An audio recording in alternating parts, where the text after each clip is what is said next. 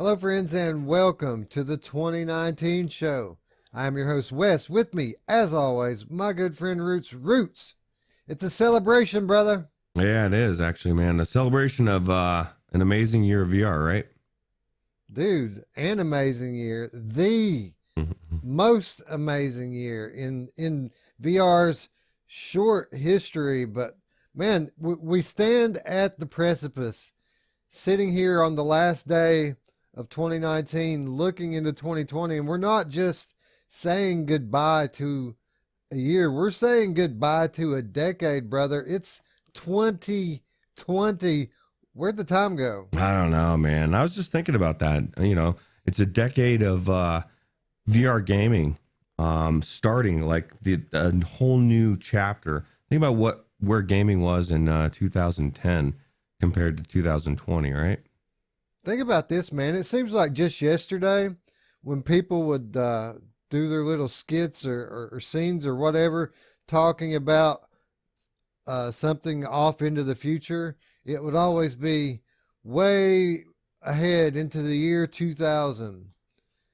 Dude, it's 2020. The world was supposed to end according to the Mayans 20 years ago. What the hell's going on? Is this even real? I think it's a VR fantasy. I think it's an elaborate ruse, and we're about to wake up and realize we missed it. So I don't know. It's very I don't know. The biggest thing that I'm really upset about, there's no flying cars, no flying hoverboards, and I feel like I was lied to. So Okay, well, allow me to ease your pain a little bit. The hoverboard is a real thing. It's not very easy to control, but it does work. So I'll post a video of that in the Discord later today, so check that out. Flying cars, just give Elon a little more time, bro. He's got Cybertrucks. He's building tunnels under LA for self-driving cars. He says going underground's better than flying, so maybe that's the way to go. Oh man, I've flown in Stormland though, man. I know he's lying, dude. Flying feels better, and I don't think it could go. Going underground would be great, I guess, to get away from all the traffic. But that's where all the traffic will be. So, I don't know. Yeah, imagine a world without traffic. How quiet and serene. We could let Mr. Beast plant trees all over the place if we didn't have roads, right? Yeah, for sure. All right. So the 2019 show. Why are we here? What's so special? Why didn't we just stop with the top 10 list like the rest of the world? Do their top 10s and move on to the next year. Why are we celebrating 2019? Well, the answer to that is 2019 was not just any year. And to really understand why 2019 was so great, we got to take a look back at 2018 and the attitudes at the end of 2018. VR as a whole, it was doing okay. It was doing as well as it had for the last couple of years. PSVR specifically was booming. PSVR had a bunch of great software to launch at the second half of 2018 with Borderlands 2 VR and Astrobot Rescue Mission, Tetris Effect, Firewall, Zero Hour. I think that that Pixel Rip 1989 came out that year, even though that was a cross-platform title. Just a ton of great content came out for PlayStation VR.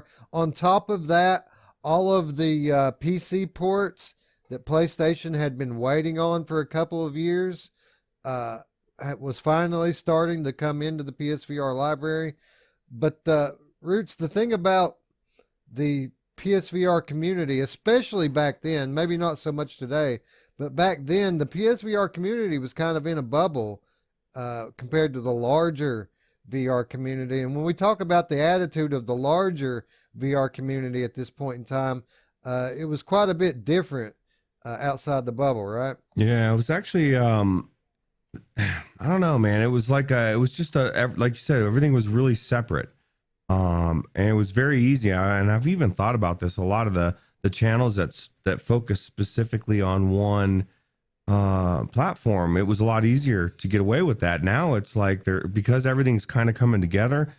It's a little bit weirder than it used to be, at least to me anyway. But yeah, it was definitely a lot more separate for sure. Yeah, the VR community pretty much lives in the online forums, and back then, I mean, the PSVR community really didn't live in the message boards and stuff all that much. They have the PlayStation Network. They have their YouTube channels. Back then there was probably 3 or 4 go-tos. There's more like 10 or 20 now, but they had their YouTube communities, and then there's actual communities in the PSN that each one of these YouTube channels started. But outside of that, were the larger VR world, well, I say larger, but not really, where the vocal minority at that point was on the internet, in the forums, on Reddit. Most of these people, PC gamers, and the attitude was grim back then. They said VR is dead, or at least that was the meme, right? That VR was dead. Yeah. That there was no games to play, and we didn't want to admit it, and we got very defensive every time anyone would say this, right? Yeah, and there was all sorts of videos popping up all over. Linus had one, and it was just like, VR is dead. Everybody was freaking out, and at the time that everybody was saying that, I didn't see it. I mean, I felt like we were kind of in the trough of disillusionment for sure, and I know that's what Anthony calls it, and a lot of people actually. And yeah, the whole industry in general is just, or I guess the community was just freaking out about VR being dead, right? Well, nobody would say that VR was dead. What they would say is that there's nothing to play. I'm tired of playing short tech demos, stuff like this. And anytime someone else outside the bubble would say VR is dead, everybody would get uber defensive and crucify. I mean, Linus takes hate to this very day over it, and he's done like 5 VR videos this year saying, guys, I was wrong. VR is awesome. We kind of pronounced it as dead a little too quickly.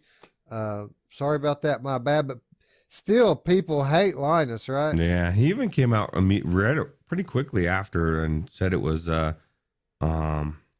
clickbait or something, or mistitled or something. I know what video you're referring to. Yeah, that kind of was a little bit clickbaity, but I mean, it's obvious what he was doing, right? He knows that he's going to draw our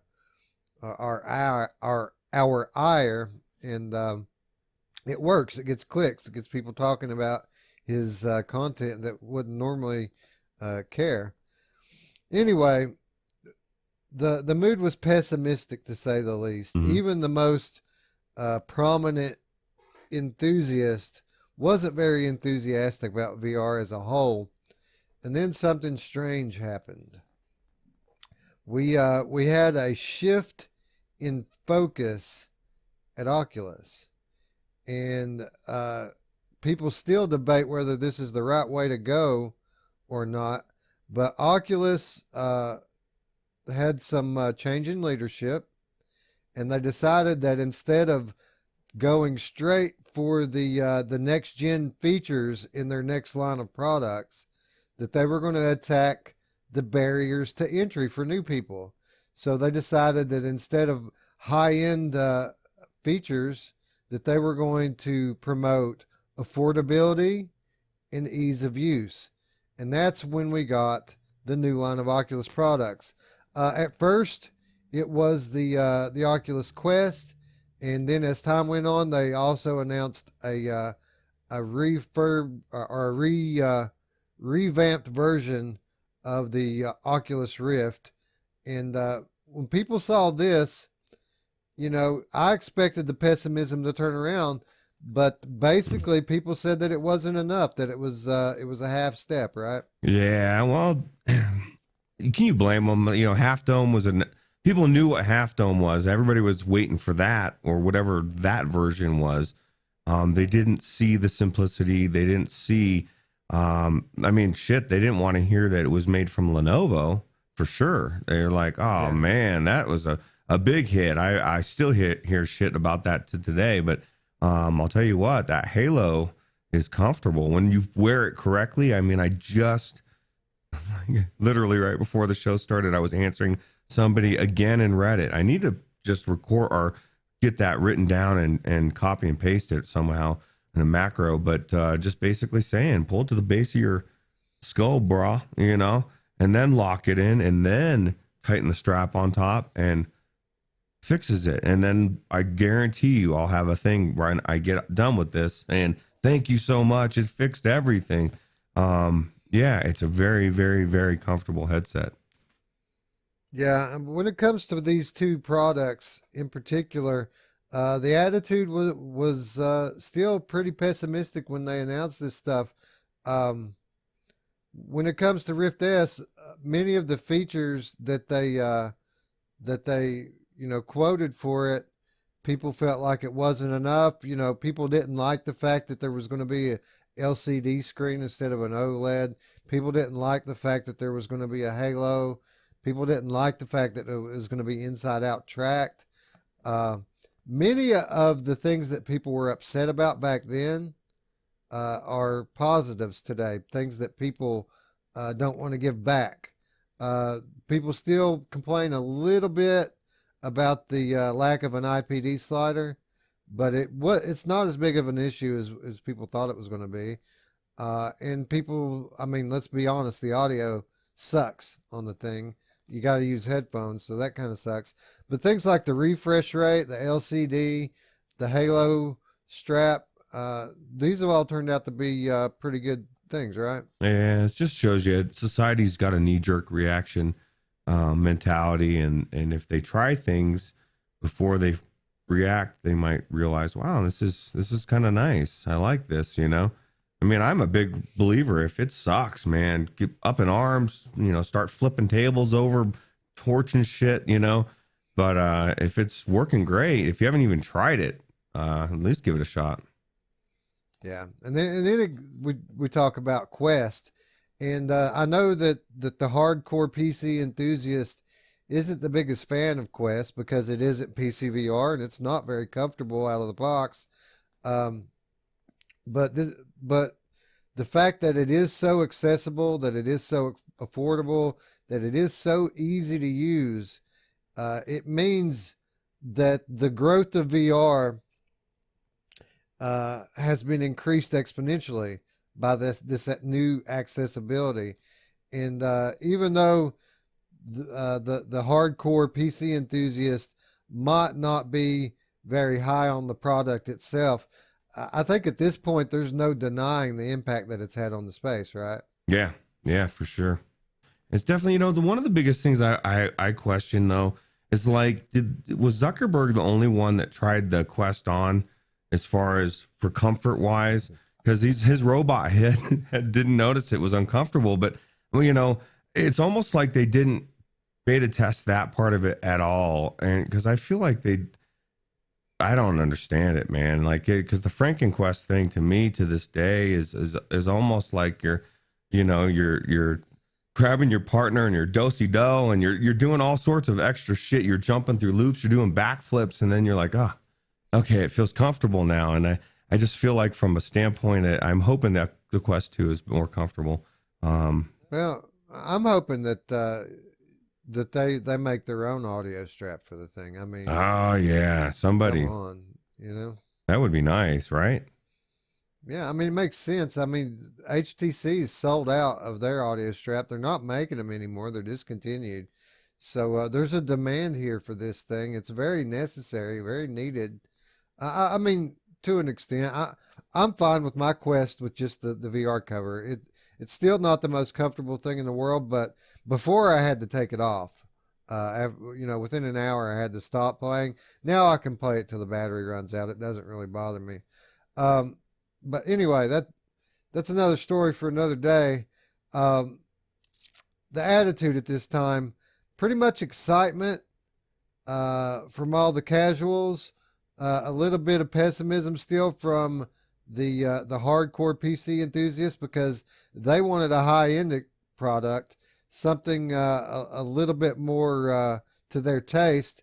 So insert Valve into the mix, and everything that Oculus was being criticized for, Gaben took advantage of, right? Yeah, if you notice, it was May as well.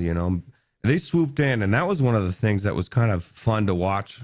Just as an enthusiast, and I just love watching things in big business, and watching them the announcements come the day before Oculus's announcements, like what 2 or 3 times. It was like they scooped them and just kind of said, bitch, it was nice. It was nice to see. Even the drive of their advertising. So you look at this picture here. This was the initial ad for it. And notice that prominently in this picture, there's an IPD slider. Like just stuff like that. They always, they were kind of passive aggressive with it, right? The timing of their announcements always coincided with Oculus stuff. The drive of their ad campaign always kind of, poked at the weaknesses of Oculus products. But at this point in time, May 2019, when all this stuff released, that's when the attitudes began shifting. It was all negative before that, outside of PSVR. It was all negative. But now here we've got a portable product that the masses can afford and use without being a technical expert. We have an affordable product for the existing VR user that is a real upgrade that's not very expensive in the Rift S. For all its flaws, the Rift S is a real upgrade from the CV1. It really is. And then for the high-end enthusiasts, we've got Valve with their index. And if you don't mind throwing down that $1,000 to get the best there is, you have that option. So everybody got new equipment. And even though there was pessimism when we made the order, by the time we put the headset on, we said, oh, now I see, right? Yeah, and think about it, because everybody, like you said, everybody almost had access, except for the new person to the end. I mean, the Rift person had access to the Rift S for $400, and because of the base stations and the wands, all the Vive people had access to the Index at $500. I mean, everybody wanted the Index controllers, but it was such a good time for everybody to upgrade their hardware. And I'll tell you what, I didn't think it was a difference until I tried the Rift S, went back to the CV1, and went back to the Rift S. I couldn't go back, and that's what I tell people on the Reddit is when they ask is, should I get the CV1? Is it good enough, or is the Rift S, better? And I'll tell them hands down, it is better. If you can get the Rift S, get it. If it's going to keep you from getting into VR, get the CV1. There's nothing wrong with it, but dealing with the cameras or sensors, it didn't seem like it was that big of a deal until you get away from it, and then now you see what they were talking about. So, yeah, I've still got my CV1 back there. Anybody hit me up in the Discord if you need one. It's for sale. What really showed me the difference of the Rift S, before I had the Rift S, I came from PlayStation VR. That's where I started at. And I always preferred the picture of my PlayStation VR to the CV1. When I would come out of PSVR and go in the CV1, everything just looked dull. It wasn't very bright. It wasn't very vivid. Even though it had technically a higher resolution than the PlayStation VR, the PlayStation VR just looked better. Now, today, it's the opposite. When I go out of my Rift S and into PlayStation VR, the clarity goes away. It has this kind of haze over it, almost like just a tiny bit of blur that I never noticed before, but now it sticks out like a sore thumb, right? Yeah, it's like the difference of having your contacts in or glasses, if you don't have that bad eyes, but you go to put them on, you're like, oh my God, I forgot how bad, it looks. But yeah, it's not that it's bad. It just doesn't look as sharp, like you said. Right. And having the Pro does make a difference. It makes it a little bit better. And there are games that look absolutely beautiful in the PSVR, certain games, and we're going to talk about a few of those in a little while. But yeah, so everybody got new hardware. There was there was something for everyone, from the new person who didn't know they wanted VR to even the hardest PC enthusiast. So the attitude started to turn around, and that's when we started to get new software to go with our new hardware. And I feel like this was the real turning point, Roots. When we got Asgard's Wrath, when we got Stormlands, the bar for what was possible in a PC, or I'm sorry, what was possible in a VR game, it was significantly raised, right? Yeah, and that's the thing, we've all played games that had high graphics or looked really amazing on flat gaming, but when we, like you said, you saw what's possible, right? It looked that good. You got in there, you were playing it, the quest, there was no more, it's VR, it's a lot harder to do this. And it was like, okay, fucker, I know knew you could do this, right? And they're just so good that it makes it hard going back to a lot of the older games. And that's when, it makes a big impact, not only on the gameplay and how it feels, but the way it looks and the quests and everything that flat gaming has had over VR, especially in Asgard's Wrath, that draw, those quests, the helper or whatever, companion, just a lot of those things were so cool, and so different.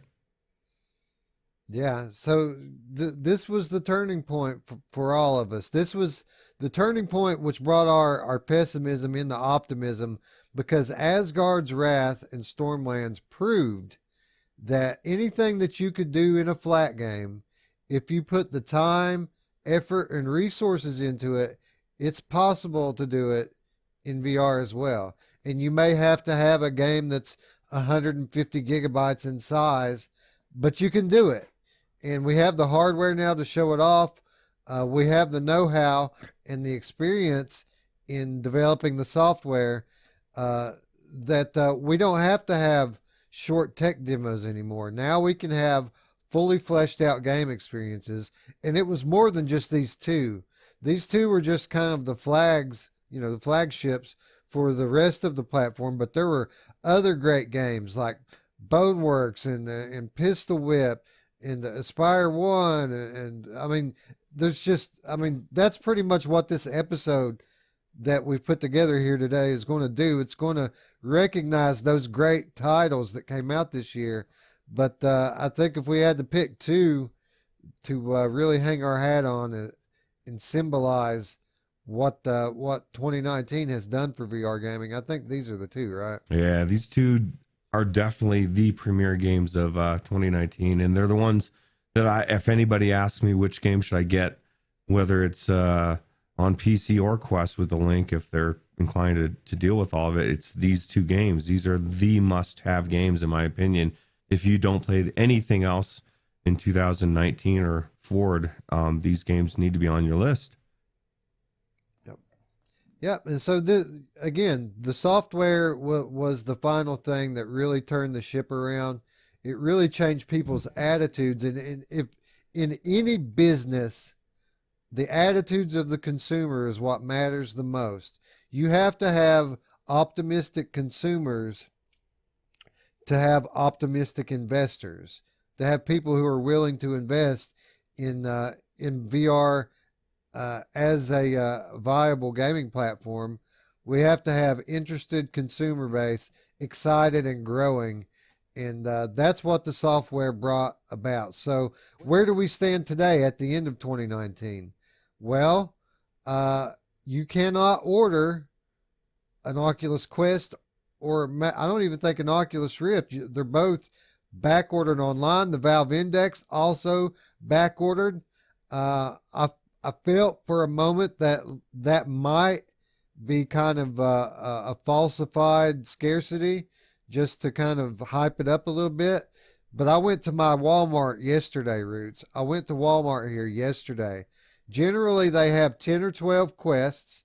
They have 6 to 8 goes, and they have 4 to 6 PlayStation VR bundles in the VR case. There's a VR case. I went to Walmart yesterday, Roots, and out of all that was left was one Oculus Go. All the PlayStation VR is gone. Both models of the Oculus Quest sold out, and all but one of the Oculus Go's are sold out. And I think that's pretty telling about the state of VR heading into 2020, right? Yeah, I've looked up online, Best Buy, Amazon, every couple days I'll just look and see, and you can't find the Rift S, you can't find the Quest. What's funny is I see in these Reddit posts all the time that people are like, oh, the Windows mixed reality, the Odyssey are just as good as the Rift S. The Cosmos, you need to get the Cosmos. Guess what's available right now? You can get them any day you want. You can get them all day long, and that's why people are looking at the Odyssey instead of the Rift, because they can get it. But these are the premier headsets, and you can tell because they're sold out. Everybody's running out and getting them because they're good headsets, and the ones that are mediocre are still sitting there. So, yeah. Well, that's debatable. I don't like to crucify the WMR stuff too much because having not played it, it depends on who you talk to. Some people say it's great. Some people say it sucks. Buy at your own risk. But anyways, here we stand at the precipice of 2020. The software has changed the attitudes. The hardware is all sold out. And, it wasn't just the software that was released that kind of helped turn the ship around. When we kind of got the ship, 3/4 turned around, Valve, not to be outdone by Oculus when it comes to software, made their big announcement. And that was, of course, Half-Life Alyx is coming next year. 12 years, Roots, 12 years, the gaming community, the flat gaming community, has been waiting for another Half-Life game. And Valve brings it, but they bring it exclusively to VR. I think that says a lot about how Valve, this revered company of game development, I think it says a lot about how they feel about the future prospects of VR, right? Yeah, it says a lot more than people think, because a lot of people think, oh, they're putting it in VR. They must really believe in VR, which they do, clearly, or they wouldn't be doing it. But they've clearly stated that for the most part, their drive to make any games was almost dead. They were just about done. This revived it. It was like a spark reignited there because they've been looking. Valve has always they've always got their niche, something new, something groundbreaking about what they do. And everything's been done in flat gaming. And here comes this chance for Valve to take the first step and put across a shot across the bow of every gaming company out there and say, bitches, we're still here and you will submit. And I don't know. I think it's awesome just watching people flip their shit over G-Man. It was the best moment for me in 2019 to watch flat gamers have a schizophrenic moment where they were shitting on something while they were loving it at the same time, and they didn't know what to do. It was like, but ultimately, obviously, it won, right? That the whole drive of what Valve was trying to do. All these people ran out and bought headsets, and we're all waiting for this game to drop, and we've only got a couple more months. Yeah, it's one. When I look back at 2019, I think there are two significant moments that really turned things around. If I had to boil it all down to two things, we have the release of the Oculus Quest back in May, and we have the announcement of Half-Life Alyx just this past November. I think that those two things are primarily the driving force behind all of this optimism in VR. And what you're saying about how Half-Life revitalized Valve as a gaming company. That's pretty much what they've said. That's what Gaben said, is that VR as a platform, as a technology, has revitalized Valve, and now they want to take that to the industry as a whole. That's their whole drive here. Valve wants to bring VR into the mainstream and use it to revitalize what has pretty much been a pretty stale industry for the last, decade now? Yeah, and I'll tell you what, I want Valve to revitalize the gaming industry. I want it so bad. I can see it, man. I can taste it. And I haven't played this game, but I want real head crabs on my face. Well, not really, but But you know who else has crabs on their face? My mom!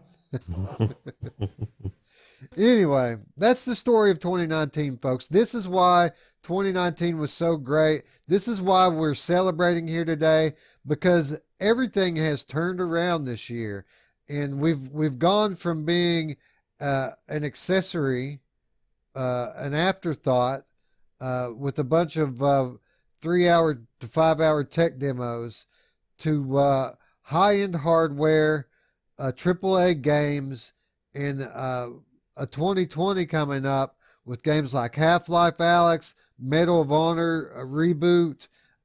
We've got Iron Man. We've got 2 awesome Walking Dead games. And just the list goes on and on of the awesome stuff we've got coming up in 2020. And as awesome as 2019 was, I think 2020 is going to be even better, Roots. I agree. I think it's going to be amazing, and I can't wait to see it. I can't wait to see what games we get dropped on us.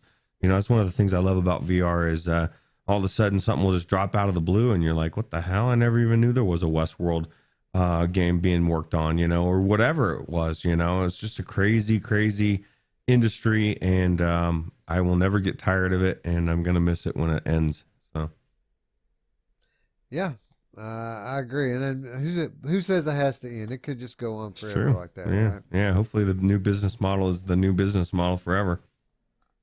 Right. All right. So that's it, folks. That's 2019 in a nutshell. That's why we're here. That's why we're celebrating. We're going to point out and recognize all the great software that came out this year. More than what we just mentioned in that little overview there. Many, many games that we have yet to get to. But before we do that, Roots, you want to give away a game? Hell yeah, dude. Let's give away a game Oprah style. You get a game, and you get a game, and you get a game. That's right, folks. We are giving away some games today. So we have tons of games to give away. We're going to be giving them away all through this episode. Not only to the people who are watching live right now in the chat, but to people who are watching this video on replay, you can win as well. There are a few different ways to win games, and let me explain to you right now what they are. All right.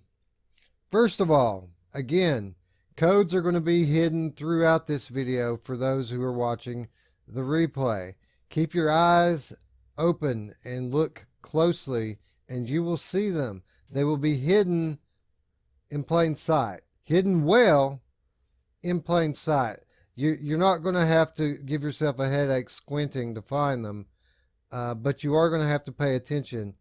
And I can say, with the exception of all but a couple, every game that we give out in the chat during this video is going to have a counterpart hidden in the video, and then some. So not only are we going to have almost every game that we give in the chat also hidden in the video, the same games, but we're also going to have other games hidden in the video that we're not even giving out in the chat. So there's actually going to be more games hidden for the replay than we give away in the chat today. So keep your eyes peeled. They're everywhere.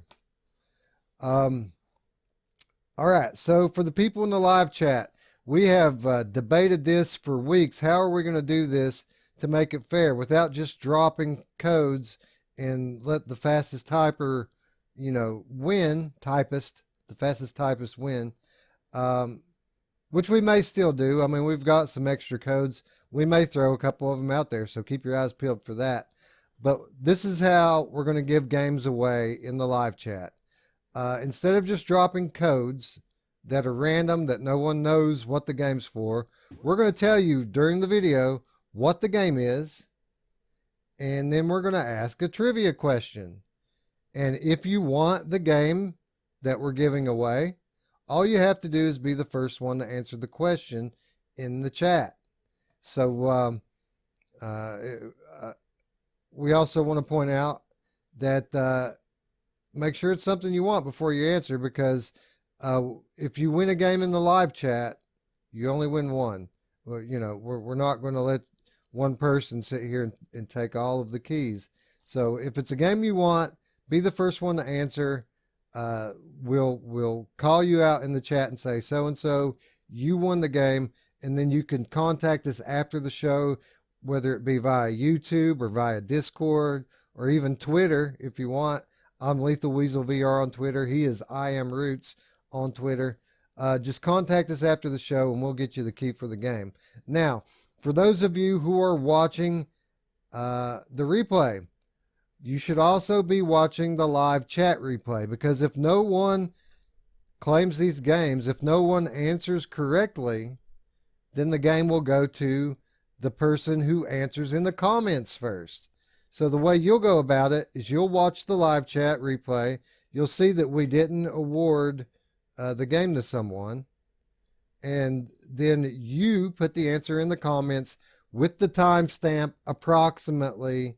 I mean, it doesn't have to be exact. Within 5 minutes of where the question was in the video, so we know for sure which video or which game it was. And if it doesn't if the game isn't one in the chat, it'll be one in the comments. So don't just watch the video replay, watch the chat replay as well, and you could win that way. So that's 3 ways, Roots, for people to win games. We're introducing questions into the mix, so people know what the game is, and it isn't just some bot that's going to be able to pick up all the keys. I think it's pretty fair, right? I think it's very fair. And it's one of the things as you're watching this now through the live chat, if you see Oprah, if she's going like this and she's excited, that means you could win a key. So, and we've got, like you said, several opportunities and all the way to the very end. So. Yeah, 15 in the live chat just from the video. Now we'll probably drop more, just drop randomly. Like I said, we've got extra keys that I don't have anywhere to put. So we'll probably just drop 1 or 2 of those in the live chat and hide some more in the videos. But anytime you see Oprah, pay attention, because we're about to give away a game in the live chat. And Roots, let's give away one now, right? Let's do it.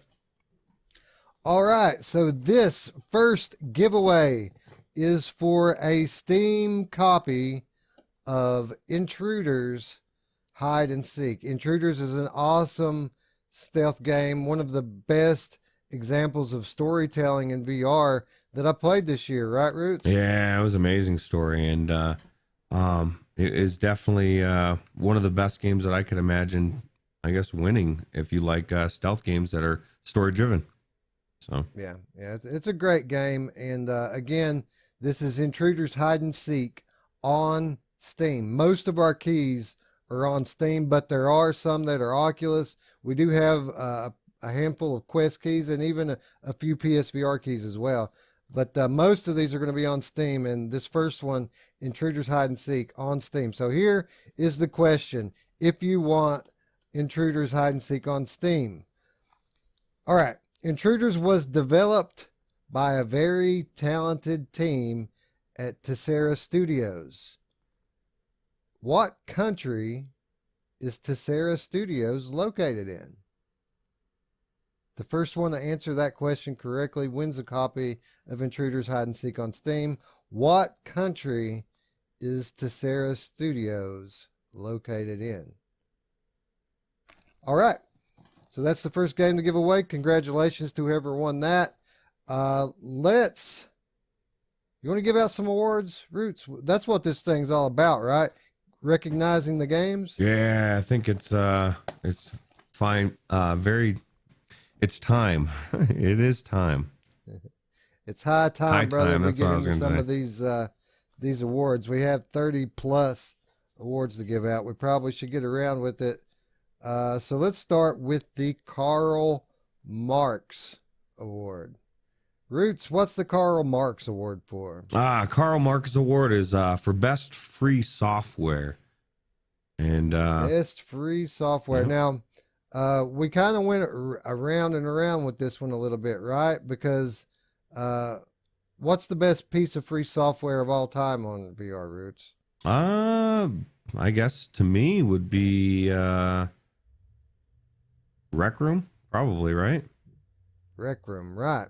So we thought about giving this award to Rec Room because Quest came out this year, and of course everything's new on Quest.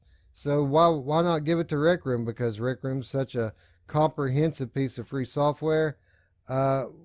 We ultimately decided that because it was just released on Quest and not the larger VR platform as a whole, that we probably should give it to the next best multi-platform piece of free software. And who won the award, Roots? This one was won by none other than Spider-Man Far Away from Home. Or Far From Home. Spider-Man Far From Home. Yeah. It's available on every major VR platform except for Quest. I don't think this one's out on Quest, but you can play it via Oculus Link on Quest as well. So, yeah, basically a miniature game here, right? Yeah, and it kind of gave us a very good idea of what they could do with Spider-Man in the future. And I'm hoping for a Spider-Man game because that last Spider-Man game that came out that was flat was amazing. And if they could put that type of game in VR, it's going to be next level.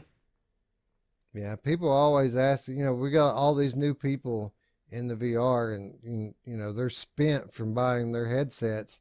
They don't have any more cash left. They're asking, what are the free, the best free titles that I can download? And out of everything that came out in 2019, definitely the best one, Spider-Man Far From Home. Yep.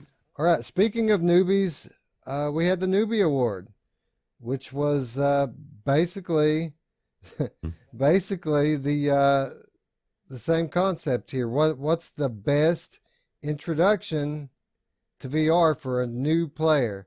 Again, keeping it inside the scope of 2019. Titles that came out in 2019, and we kind of took the opposite approach to this one than we did the Karl Marx Award. In this one, we did go with something that just came out new to Quest this year, right? Yeah, and it's kind of weird. It's like that was one of the biggest conversations we had. It's like, okay, what qualifies, what doesn't qualify? And in the end, we just decided that every single game that comes out for the Quest is new, to that platform. So how do you exclude something on that basis? It's kind of this year is very different than if we'd done this last year. It's hands down, it's easy. This year, it took us 3 or 4 hours of going back and forth in big screen, which was really cool, actually, the way we did it, and just deciding these, and you can't. We just decided you can't exclude the Oculus Quest games that are new to that platform and new to people that are coming into VR, really. So yeah. So basically, we took a category by category approach to it, an award by award approach, and in some awards we decided it would be okay to call Quest titles new, and in other ones we thought that maybe we should go for a more multi-platform winner. But in this one we went with a Quest winner. Which one did we choose, Roots? We chose actually, and this is one of the biggest games in VR and has set the bar for VR, and is one of the biggest games that people know outside of even trying VR, and that is obviously Beat Saber. Yeah, see this was our thinking. There's so many new people coming into VR right now, and many of them have Oculus Quest, And what they're all playing right now, what I guarantee you, what they're all playing right now is the demo for Beat Saber. That's what the first thing they go to because that's what they know. Right. So when you're picking the best game for a newbie in 2019, we got to look at what the newbies are playing, and it's almost certainly Beat Saber. Yeah, and it's so easy for people to pick up. Everybody knows how to do this. It's not, we've already discussed how it's not the hardest game in the world, but it's so much fun. And I everybody, even an old grandmother, I watched, I've been watching a lot of videos of older people playing this and really getting into it. It's definitely a good newbie game for sure. Yeah, it's great. It's great. It changes the paradigm in gaming. Gaming used to be a lazy man's activity, but with VR and with games like Beat Saber, it makes it fun to get up and move, right? Beat Saber, you almost always work up a sweat playing Beat Saber, right? Yeah, and that was one of the things too. And I know we've said on the show, and a lot of people are probably screaming at the screen right now, pistol whip, pistol whip.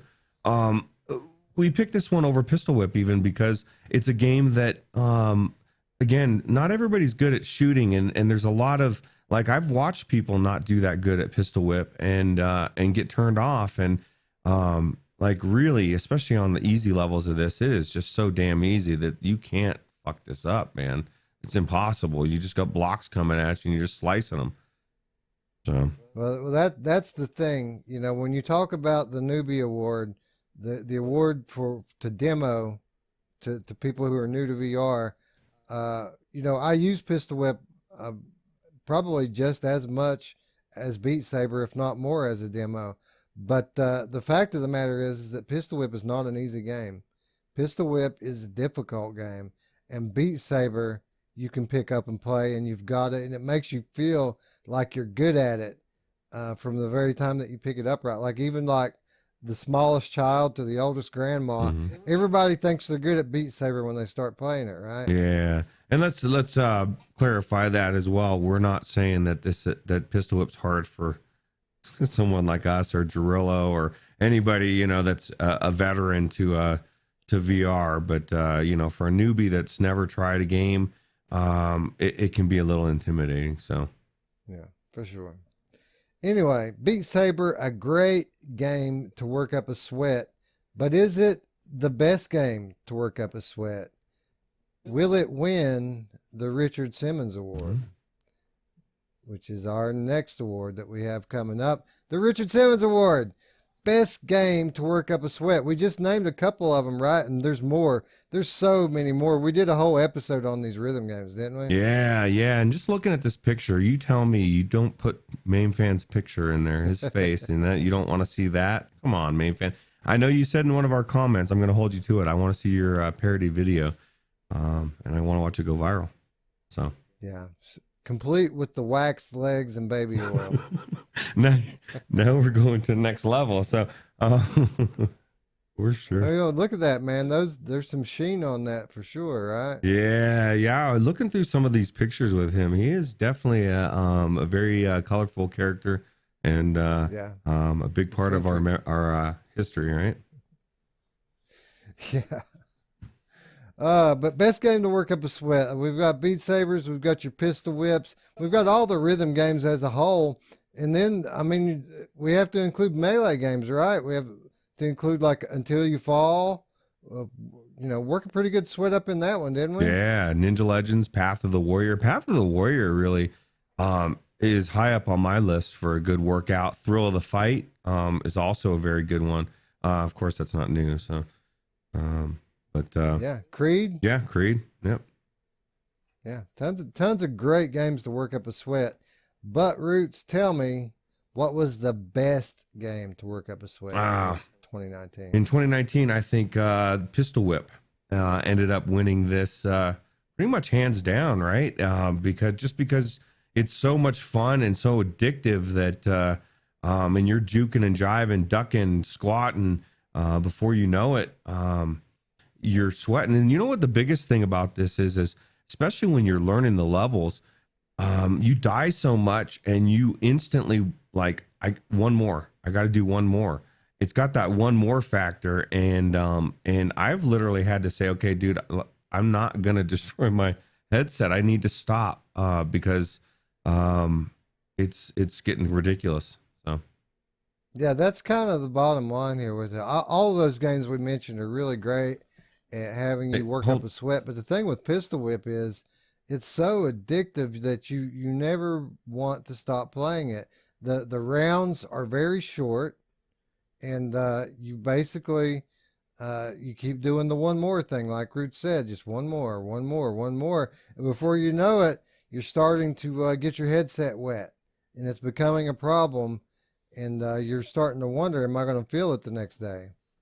yeah, dude, I just noticed that a black void just sucked up my living room for a minute there. That's crazy.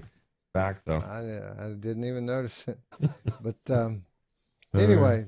So speaking of games that you're likely to feel the next day, we have the Bengay Award that's just for this very thing. So, Pistol Whip, definitely going to make you work up a sweat, but are you going to feel Pistol Whip the next day rather?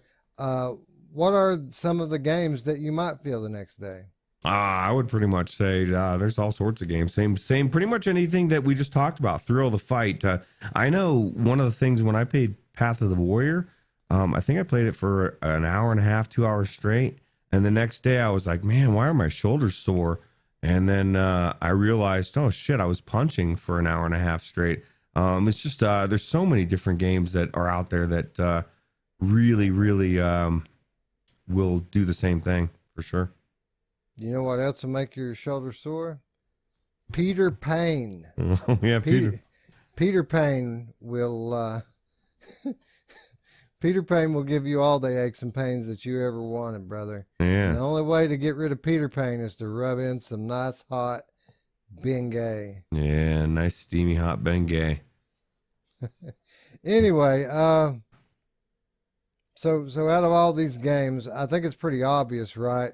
Who wins the Bengay Award? Which one's most likely to make you feel it the next day? Yeah. It's pretty much it's reminiscent of a couple minutes ago. We pistol whip as you're juking, jiving, and ducking and squatting. You really do feel this the next day. I felt this for the next 4 or 5 days, and where you would feel this more over any of the games we listed, like Until You Fall or Ninja Legends or even Path of the Warrior. Let's be honest, most people aren't squatting all the time. Like we all use our upper body a lot more than we squat. And so you're more apt to feel that a lot more unless you're, say, Alex or a main fan and you work out all the time. But yeah. Yeah, 100% agree. I feel like Pistol Whip's an even better choice for the Bengay Award than the Richard Simmons Award because I don't always work up the biggest sweat playing Pistol Whip, but I do almost always feel it in my legs the next day because of all the squatting that you have to do to make it around these obstacles and things that they throw in your path. So yeah, an absolute lock on the Bengay Award, Pistol Whip. All right, Roots. So we gave away a few awards. You want to give away another game? Yeah, let's do it. Yeah. So we just gave away the Bengay Award. That's the 2019 game that you're most likely to feel the next day.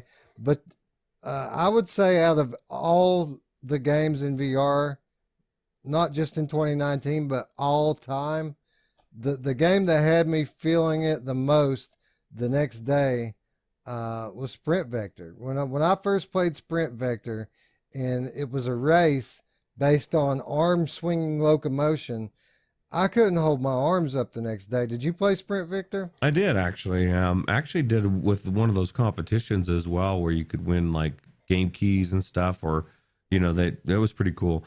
Yeah, and it's definitely one of those ones where you're working up a sweat, and it's one of those ones that was the first to use that arm swinging locomotion in a good way. And ironically, as you're doing it, I guess maybe because you are moving your arms, that a lot of people can do it and move fast and not feel that sickness that goes along with locomotion, which is kind of nice.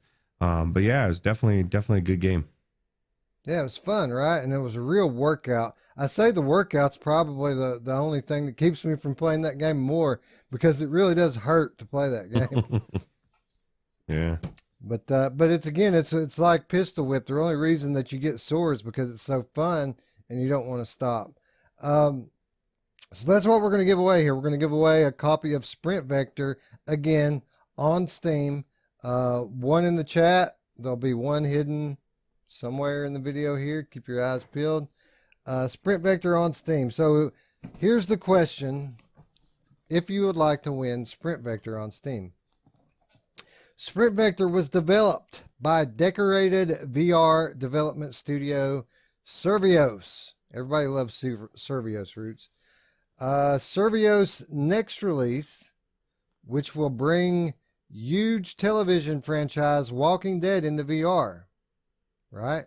They have the AMC's Walking Dead that they're bringing into VR in 2020.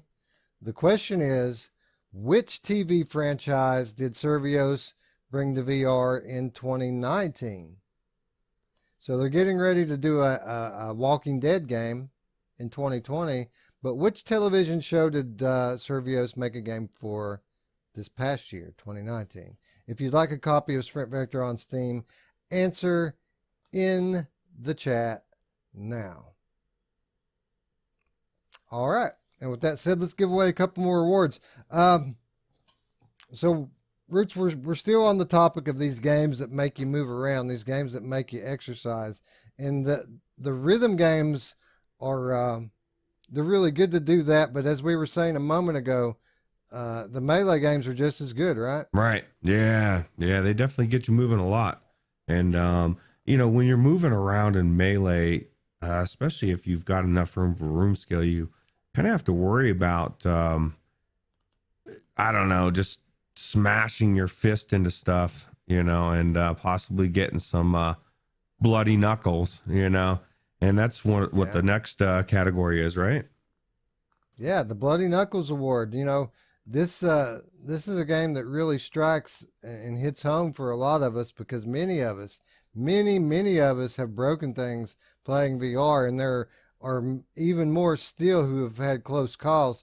I don't think you've broken anything, but you've had a few close calls, right? Yeah, I've punched my wall a couple times. I think I've hit my TV, but not hard early on. And so I moved it. Now it's like I have it way away from where I'm at, and I face the other direction. So towards my wall. So it's almost impossible. It could happen, I guess, but it'd be very, very unlikely. But man, I've watched so many videos lately of people just full force push punching it, and what a very sickening feeling that must be, right? I mean, you haven't felt that for a long time. Well, I lost a television to Vacation Simulator of all games, but it's a very real thing. I was just throwing something in VR. I had my boundary turned off like an idiot, and now I get to look at you on this beautiful cheap ass television because my nice big LG got busted up due to VR. But we had a lot of good suggestions on who should win the Bloody Knuckles Award. A lot of people said Asgard's Wrath. A lot of people said Stormlands, or I'm sorry, not Stormlands, but Boneworks. But I kind of felt like most of those were just hypotheticals. But we had the VR man come to us with a real life situation, and I feel like I've got to agree with him on this one. Roots, who wins the Bloody Knuckles Award? Oh, like you said, it was a very very hard choice, but we went with the VR man's or Meng's suggestion. That was Ninja Legends, and this has just got so much activity, and you're the thing about this one is you're constantly turning and moving and hitting, and so you're more apt to get turned around and punch a wall or punch something, and you've got all sorts of different weapons to hit with. So yeah, this game is the the action gets pretty heavy pretty quickly in this game. It's not full 360, but I'd call it like a 270. Like it takes up most of the area around you, and it may even be even more aggressive on Quest. I haven't played it on Quest, but it's pretty intense, right? To play Ninja Legends. It's the length of these waves, man. They feel like they're never ending sometimes, and the longer you're doing something, the longer you get immersed, and that's when you start forgetting where you're at, and that's when you start hitting stuff. It's just it gets crazy for sure. I don't think I saw What that a guy. great game. Yeah, Right? I don't never saw that one guy with the orb and stuff. Man, it makes me want to go back in and play it. I wish I had. Oh wait, I do have it. I needed to play this game. So Yeah. So you heard it here first, folks. The next 4 episodes of the Monday Show are going to all be backlog report. oh yeah, I thought you were gonna say all Ninja Legends. I was gonna say I don't know about that, but yeah, definitely backlog report for sure. Because when I'm putting this episode together for the 2019 show, all I see is stuff I need to get back into. Yeah, for sure. All right. We have another Melee Award, and this one's just for the best Melee overall. It's called the Waggle Award. Anyone who's been in VR for 5 minutes knows what a Waggle is. The old school Melee games, you could win any fight basically just by sticking out your motion controller and waggling your wrist like this right here, and you could win any fight. And it was a flaw in Melee design in VR up until 2019, right, Roots? Yeah, 2019 was halfway through too. Was the year that Melee, they finally figured Melee out. Man, there were so many good titles. That one we just talked about, Ninja Legends, Till You Fall, Asgard's Wrath, Golem. There was a lot of really good Melee games, and it was hard to choose this one. But it needs to feel good, and it needs to be good, as well as work well in all the situations. And that was what we took into consideration as well. Yeah, the voting was completely split on this one. There wasn't any real one game that pulled out in front of everybody. We had votes for Boneworks, for a Melee game, Boneworks, which I get it. You're hitting stuff with bricks and hammers, and I mean, it's kind of realistic, Melee fighting in that. So, yeah, it's a good one. We had votes for Golem. We had votes for Asgard's Wrath. Hellsplit Arena was really fun. We had votes for that. But nothing really, there was no unanimous, one title that stuck out. So I added in until the fall into the conversation because I really enjoyed the Melee in that game. It was really our first good example of counter fighting, right? Where you have to block first and then you can attack. Yeah. And you were, I can't remember, we were comparing that to something else. I can't remember what it was. And I said, well, and I said, well, yeah, you were saying that you liked that. You thought that was a little bit better than Golem. And I said, well, okay, I agree. If you're saying that, because I haven't played Golem, then I have to say that, that Asgard's Wrath is better than Until You Fall. And that's how we came up with Asgard's Wrath as being the best Melee game in VR, correct? Right. So we narrowed it down to those 3 counter fighting games, Until the Fall, Golem, and Asgard's Wrath, because those are the ones that really had the next level Melee fighting, with the exception of Boneworks being its own unique thing. These were the 3 that were really fun to play with, and Roots hadn't played Golem like I had, and Golem was fun. What I really loved about Golem and what makes it so good is you really have to be quick with Golem. Like there's a pace change. The game moves very slowly, but then when you get into a fight, it's super fast. You have to have quick reflexes. But at the end of the day, we felt like in Asgard's Wrath, the Melee had a little bit more variability. The enemies were a little bit more varied. The weapons were more varied. And as is the case in a lot of our categories that you're going to see tonight, Asgard's Wrath just turns out to be the complete package when it comes to most of them. And for being the best all-around melee action, Asgard's Wrath takes the award here. Yeah, I can't watch this trailer without wanting to play this game, dude. It's just so good, man. Yeah, I know it. It's great, isn't it? Just a great VR game. Yeah, the Asgard's effect. Anyway, Asgard's Wrath, the best melee, the winner of this year's Waggle Award. Roots, you want to give away a melee game? Ah, hell yeah, dude. I want to give away a melee game Oprah style like nobody's business. All right, so let's give away Drunken Bar Fight. Again, on Steam, we're going to give away Drunken Bar Fight. Here's the question. If you would like to win Drunken Bar Fight on Steam. Okay, Drunken Bar Fight is a melee fighting game in which all participants are intoxicated after a night at the bar. So basically, you go to a bar, you get drunk, everybody's drunk, and then everybody was kung fu fighting. The question to win a copy of Drunken Bar Fight on Steam is, which pale lager is brewed and bottled in Latrobe, Pennsylvania? So this is a real life beer. It's a pale lager. It's brewed in Latrobe, Pennsylvania. And here's another hint.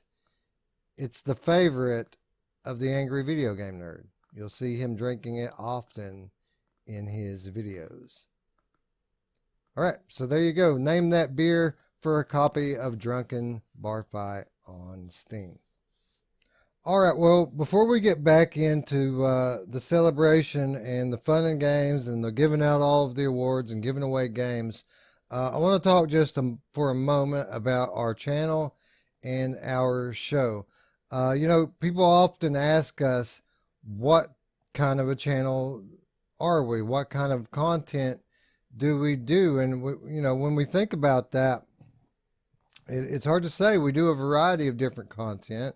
I think the thing that we're most well known for is our weekend show, Virtual Strangers, which is a news-oriented discussion show. It revolves around the VR news of the day. And while we don't really consider ourselves a news source, we consider ourselves more of an opinion show, giving out opinions. We do realize that many of you out there come to us for your VR news, and there's a certain amount of responsibility that comes with that, being someone's news source. So it's important when you're reporting news to always have your facts double checked. You should always know exactly what you're saying before you say it, but we're only human, and occasionally we make mistakes, and we made a few mistakes in 2019, and we just wanted to take this opportunity to go ahead and fess up to those, to go ahead and correct the mistakes that we made as we reported the news for VR in 2019. So, Roots, you had one that you wanted to correct. What was it? Yeah, it's been weighing on me for a while. On August 16th, we were giving first impressions of No Man's Sky, and I was complaining about the fact that it was walking slow and that there was no option to run, and apparently I fucked up. You can run, you just push the joystick in, and we're sorry. We apologize. Yeah. That's big of you to admit that, and very important that we clarify that. Folks, you actually can run in No Man's Sky. So if you were holding off buying No Man's Sky because you thought that you couldn't run, we're sorry. You should go pick it up today. It's a great game, and you can run in it. Yeah. On December the 14th, just a couple of weeks ago, I was talking about consoles and console VR, and I made the comment that the Xbox One at launch was a more powerful machine than the PlayStation 4 was at launch. Well, that wasn't true. Xbox One was rated at 1.28 teraflops. PlayStation 4, 1.84 teraflops. So that was not correct, and I'm sorry. Yeah. Well, who can blame you? Like you said, in a discussion format, sometimes you can run with something you're not exactly sure of 100%. Like on September 14th, I stated Apex Construct first released on PC and then ported to other platforms after that. And it actually released for PlayStation VR a month earlier. And I fucked up, man. I blew it, and I apologize, and I'm sorry. Yeah, that's pretty much all I can say on that one. Yeah, we're on here. We're constantly talking for hours on end, and sometimes stuff just comes out, and it's just not true, and it's unfortunate, but it happens, sometimes, and lesser men would try to cover it up, but we're here today to own up to our mistakes. Yep. And to ask for forgiveness. Just a few days ago, a week ago or so, on our very last episode, I was talking about the award show that we're having here today, and how we were going to give an award for the best 3D audio in VR, and it's the Dolby Award. We're giving it out, but I said that I was thinking about calling it the THQ Award for the George Lucas's company. When you go to the movies at the very beginning and it has the letters pop up on the screen and the sound fills the theater. I said that I thought maybe I should name it, instead of the Dolby Award, the THQ Award, but as we all know, it's not really THQ, it's THX. So my bad, I messed that one up. I'm sorry. Yeah, well, we forgive you, Wes. You just don't fuck it up again, man, because, one more and that's it, dude. One more and bam, you're out. Well, you know what, Roots? Out of a year, or the better part of a year, speaking for hours on end, week after week, 4 mistakes. I mean, big mistakes. Don't get me wrong. These were monumental, massive mistakes, but 4 mistakes, and they've been eating away at me, and I feel better now, don't you? Yeah, I feel better, except for there's this small sinking suspicion in the back of my mind that there's a couple more out there that we just don't know about. Just a couple. Man. Perfection. Yeah, perfection. That's right. Well, that's what we strive for, and that's what we're trying to give to you, and we'll get better in the future, we promise. Just give us a little bit more time. All right. So that said, that done. Let's give out some more awards, Roots. The Walt Disney Award. Oh, yeah. This is my favorite award for so many reasons. Yeah. I love the Walt Disney Award. This is for the best animated experience or game. And we had, we thought that this was a lock, but then we kind of got thinking about it. There's some pretty good contenders in this one, right? Yeah. There's a lot more than you would think, actually. We had our, like you said, what we thought it was. And then in our discussion in the big screen, we came up with like 3 or 4 different ones. And we were like, oh my God, this isn't as cut and dry, but in the end, we came out with Wolves in the Wall. And this is just the complete package.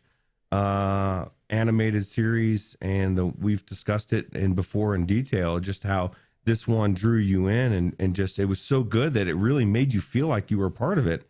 And I think that had to do with the animations, and it was amazing. Yeah, I agree. In many of these categories, we're making concessions because it's limited to 2019. So where we might want to give the award to another game that came out before, it's not an all-time award, so we have to make concessions to bring it within the scope of 2019. That's not a problem here with this award because, in my opinion, Wolves in the Wall is the best animated experience that we've ever had in VR, and I think it's just awesome. Yeah, yeah, it's amazing. It's one of those go-to things that when people tell me what's out there that's free, I point them directly to this. If they say, "What's a good thing to put somebody in new into VR that's free to impress them?" I say this one as well. If you got an Oculus Rift, and it is, I mean, it won three awards, right? Three different awards for Sundance. Yeah.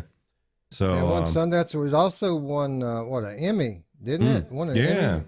yeah, yeah. So this is definitely the best. I mean, it had so many facets to it, so many different things, and the animations were just top notch. Now we did say there was an honorable mention, wasn't there? No, one that was really the close. reason why we had to really think about this one because there was another very good free title this year in the Cartoon Network Journeys VR. Just like Wolves in the Wall, this is a very artistic and interactive experience. Almost a game, this one, right? Yeah, and the animations are next level. It was just a very good experience. It was just really good, actually. And it was very close to Wolves in the Walls, but we decided it would make an honorable mention because it is free as well, and it's definitely something to check out. Yeah, visual and sounds are the strengths of this one.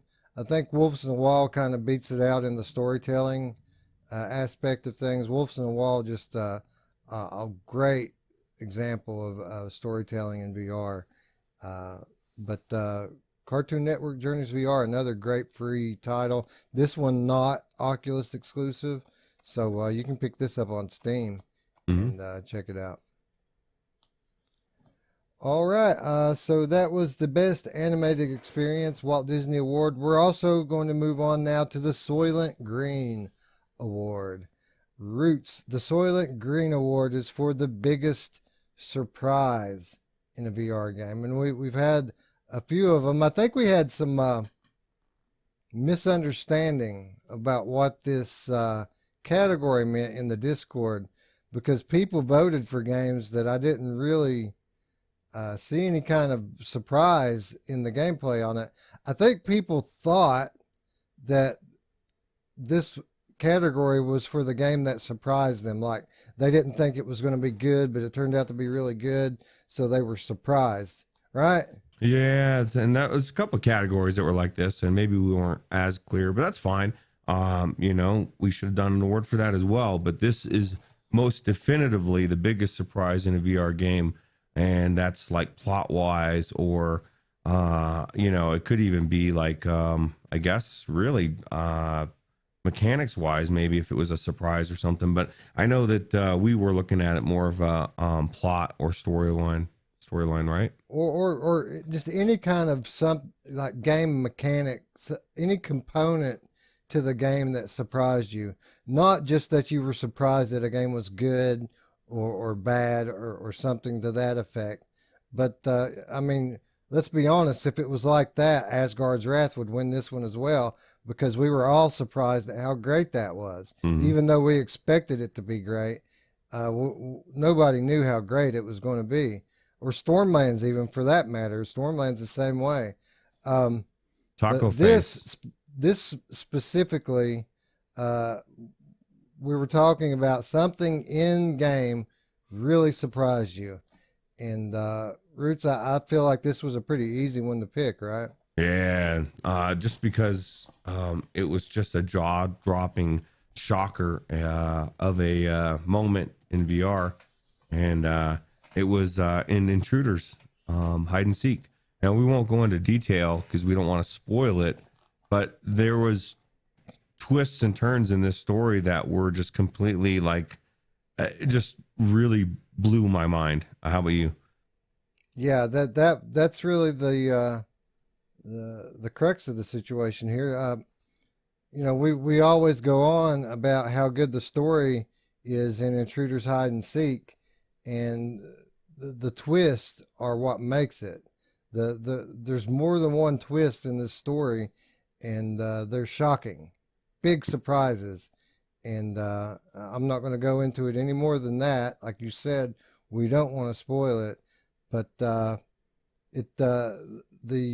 surprise in the storytelling in this game makes it worth the frustration of playing a fairly difficult stealth game, right? Yeah, now if I remember correctly, when we did our review of this, did we talk about, we might have done a spoiler thing. I can't remember if we did a spoiler thing or not. You might check out one of our video or review on it. I believe if you're curious about it, I think we may have talked about it. I think we alluded a little bit more into what it could be. I don't think we got explicit about exactly what it was. Maybe we did. I do remember we kind of hinted at it a little bit. Okay. But back then we were doing these segmented reviews where we had a spoiler section at the end where we really went all in on it. So maybe we did spoil it. So be careful if you go back and watch that video. But I recommend that you play it. Yeah, definitely. We already gave a copy away in the chat. There's a copy floating around here in this video somewhere, and we actually had 3 copies. So who knows where that other copy may be? It could be floating around in the video or in the chat, or it could be at my mom's. Who knows where it's at? Pretty sure it's going to be floating in the chat or in the video. Probably, but it could be at mom's, you know. Yeah, it could be. All right, so let's move on to the next award. We're talking about great narratives in VR, so that's going to bring us to the Mark Twain Award. And the Mark Twain Award is for just that, the best narrative in VR. And, you know, when it comes to these awards, we've kind of already explained it that in some of these categories, we're taking executive privilege, and we may overrule what people in the Discord voted for, but then there are other cases where we're going to take people's word for it. And I think this is one of those cases, right, where we both kind of felt the best story that we experienced was Intruders. But there was another game we were really impressed with that we didn't get to play enough. And based upon the votes of people whose opinion we respect, we went another way. Yeah. Well, first off, I want to say I like Mark Twain a lot better after reading this quote because, man, that is just so true. Just don't sink yourself to stupid people's level. You'll be happier. But yeah, that's exactly it. The looking at the list of the Discord, there's a lot of things, you know, a lot of people, if it was unanimous, we usually went with it.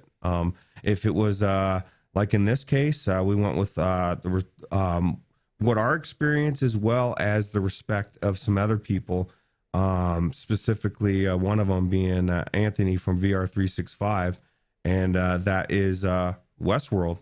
And, you know, I have not heard him rant and rave about a game. And not only that, but I'm friends with him in Steam and Oculus. And then also he's in the Discord.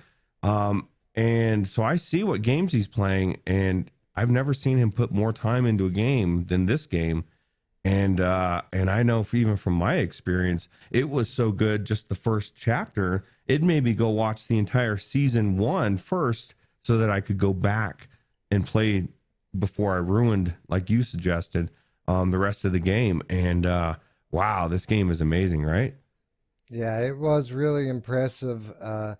Environmental storytelling at its best. Survios at its best, right? This is one of the better titles from Survios, and that's saying something. I would argue this is Survios' best title and probably the best, definitely the best title of 2019.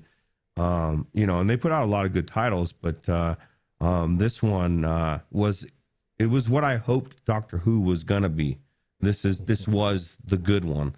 That's the stepchild, you know. Yeah.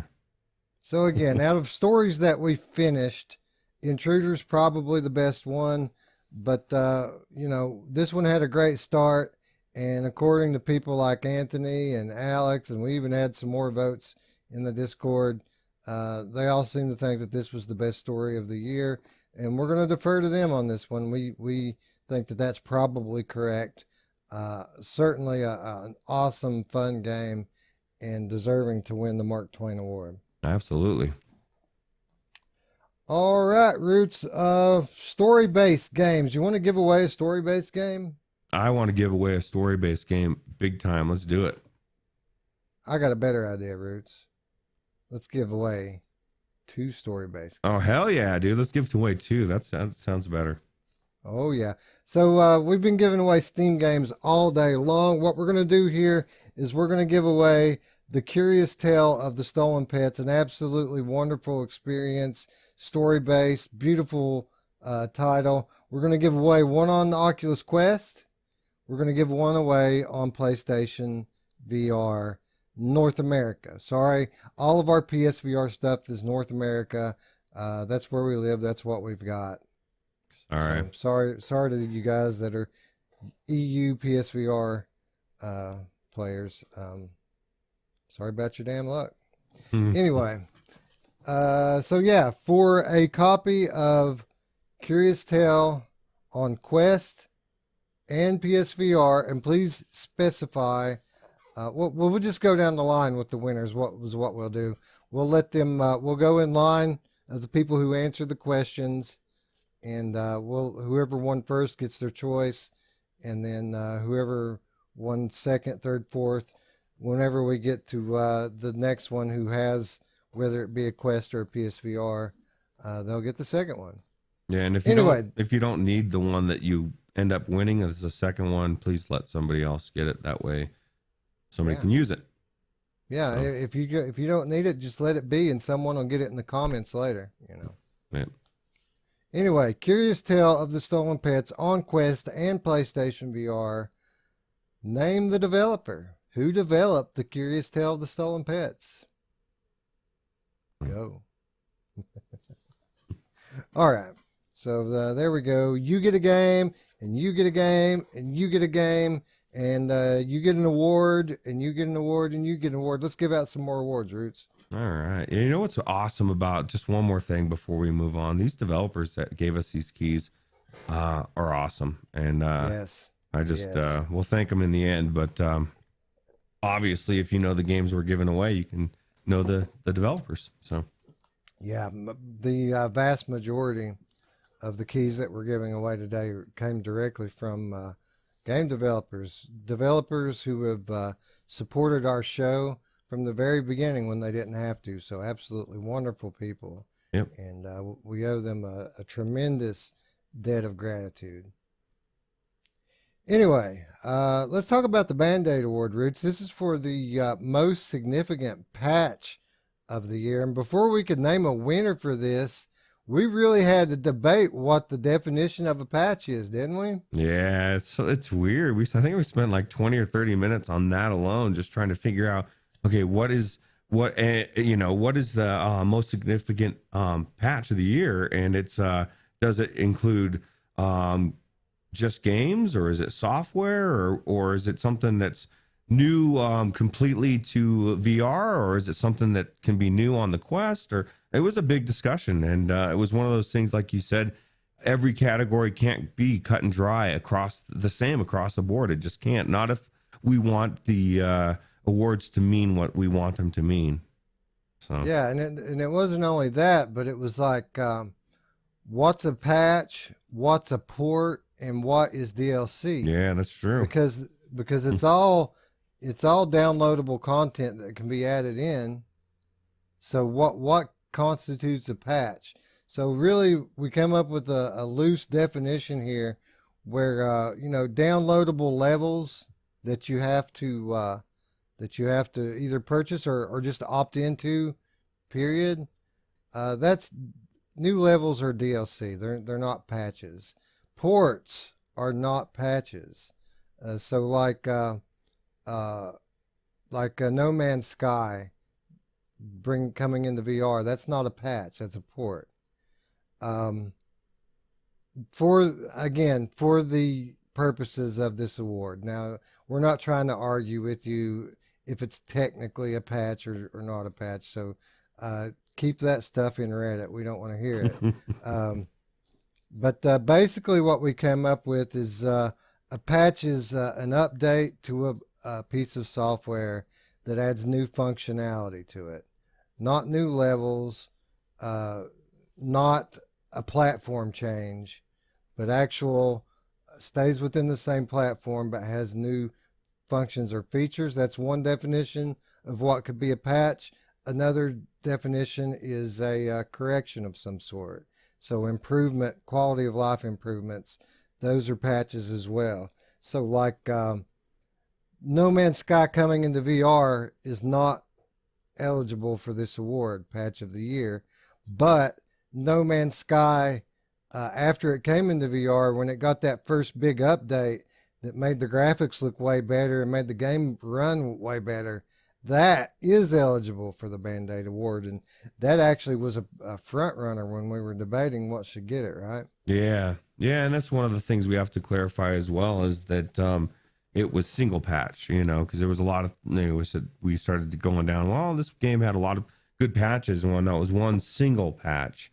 But yeah, No Man's Sky was definitely right up there and almost won until I think I don't know what the Discord. I think there's some people that voted for this as well, but we just decided this was the biggest overall patch, and it just happened recently, right? Well, what it was we looked at the wording of the description of the Band-Aid Award, and it said the most significant patch of the year. And when it comes down to that word, significant, I think that's where big screen cinema takes it, right? Yeah, because this is, like I even said, I want to watch new movies that just came out without having to go to a movie theater. That's the biggest reason why I don't watch anything anymore. Although Hollywood's getting a little weird, but it's just you don't. I just don't want to deal with the people, the crowds, just everything about it. And if I can pay the same price as say an IMAX movie or less, and have real 3D and a headset, I'm there, man. If I can do that with my friends, and we went into big screen, and that was one of the reasons why we went in there, was to check it out. And even just doing what we did, which is put all our stuff on the big screen, and you went down and we picked everything. It was really cool, and I couldn't sit still, and I was throwing popcorn in your face, and it was fun. It was I love big screen. Yeah, we did all the groundwork for the 2019 show in big screen, and over the weekend I went into the big screen cinema, checked out some of the 3D trailers, stepped into some of the public rooms, and I was impressed. And it made me see the potential for big screen and what they're trying to do. The intent here is to eventually have big screen be the equivalent of the movie theater that you visit, to have all new releases in it, that you can go into a virtual theater, sit down with someone halfway across the country, halfway across the world, sitting right next to you watching a movie just like you're at the movie theater. That's the end goal. And the big screen cinema patch that just got added in over the last couple of weeks is the first real step toward that goal. And for that reason, we think that it's probably the most significant patch of this year, because it's going to lead to something potentially huge for VR in the coming years. Yeah, absolutely. It's more about VR than it is about the individual game or individual gameplay. And I think for VR, it's going to be, especially for movie watching, which is going to come to VR in a big way. I predict it right now. Nobody, like I said, nobody wants to go to the movies anymore. So yeah, nobody wants to go anywhere when you got a VR headset at home, right? Yeah, absolutely. All right, so yeah, congratulations to Big Screen Cinema on what they're accomplishing here, and they're continuing to make great strides. Paramount, apparently only just the first of many to come alliances that they've made within the movie industry, and I imagine 2020 is going to be a big year for big screen. All right, so that's going to bring us on. We said ports aren't patches, so they can't get the Band-Aid award, but we made up their very own award The IHOP Award. So the IHOP Award is for the best pancake game that was ported into VR. And for those of you new to VR, pancake games are what you used to play. They're flat. They're on your screen. They're flat until they get ported into VR and blow you away. And that's when they win the IHOP Award, right, Roots? Yeah, and it's starting to become more apparent that they can do it easier than I mean, we're starting to get more and more, even mods that will bring in like Alien Isolation or something, bring an entire game into it. But this year we saw more bigger, huge titles, and that was where it was kind of hard, because we've had 2 or 3 really good ones, and it really came down to 2, right? No Man's Sky and Borderlands 2, and those were the 2 that really stuck out this year.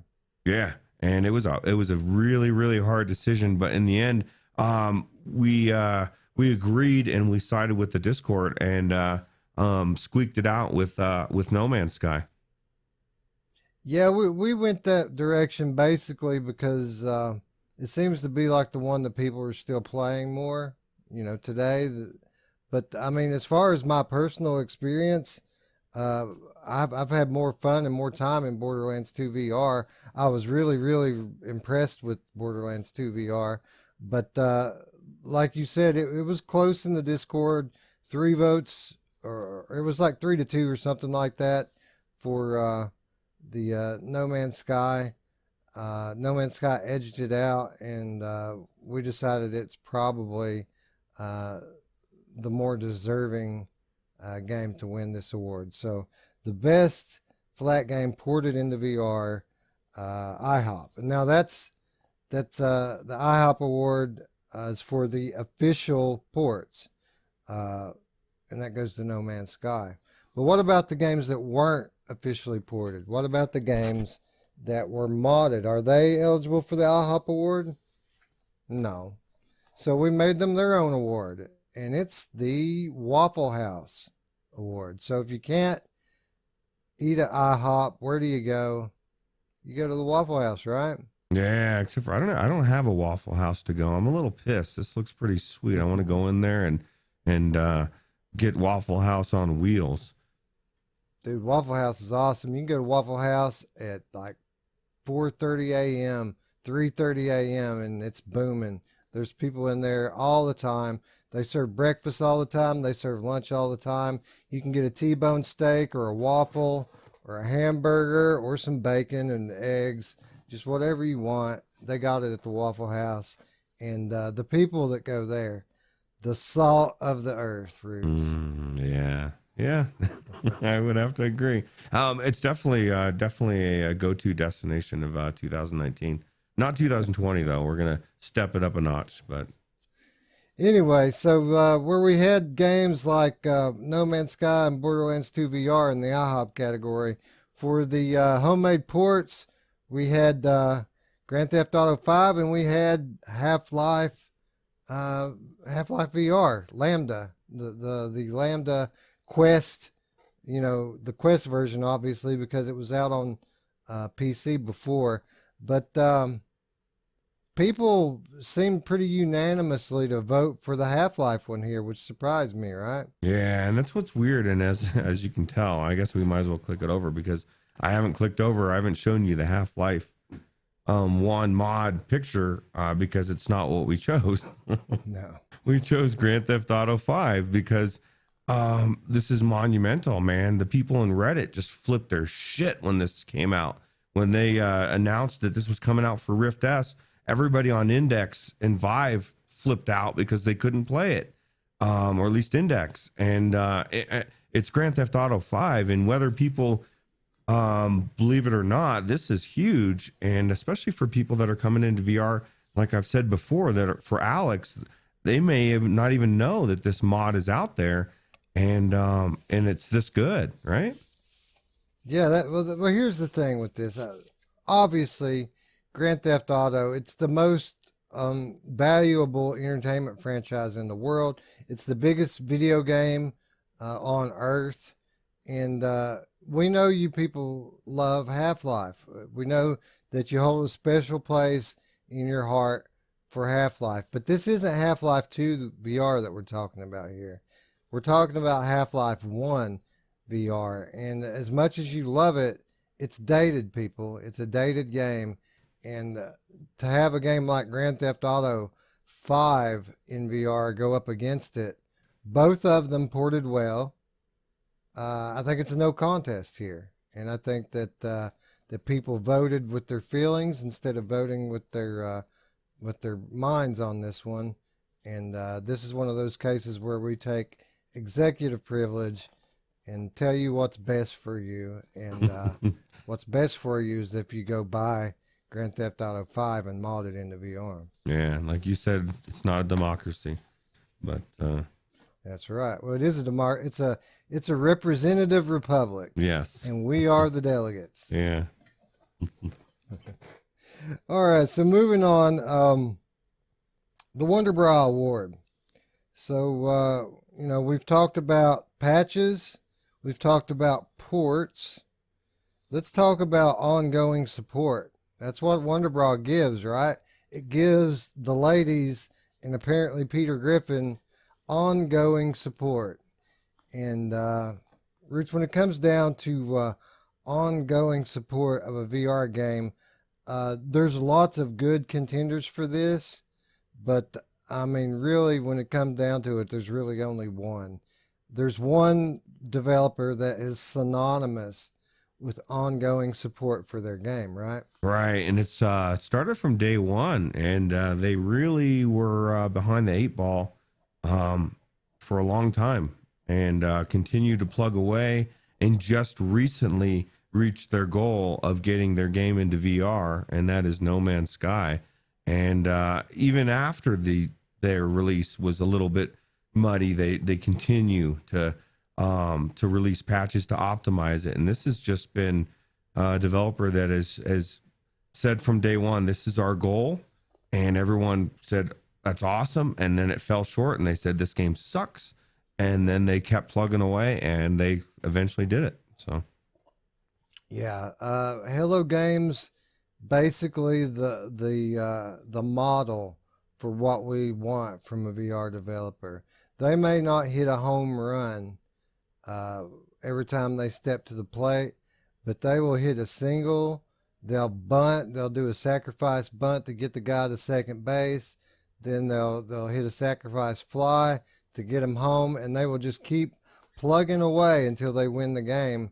And that's what they've done here. They've created something special with No Man's Sky Beyond, and they've done it just by sticking to it and continuing to support this game that's been out for what, 6-7 years now. This game's been out. yeah, and if you think about it from this perspective, if you were going to say any game, because there's shitty developers out there, and I'm not going to name any, but if just enter your shittiest game you've ever played, and someone said, hey dude, that developer has a new game, and you're like, fuck that game, man, that developer sucks, you know what I mean? But like, it's a very good indication of what to expect from Hello Games in the future, because they've got street cred. This is like amazing street cred. So Yeah, they're doing it. They're doing the damn thing, Roots. Yep. And we feel like that deserves to be recognized.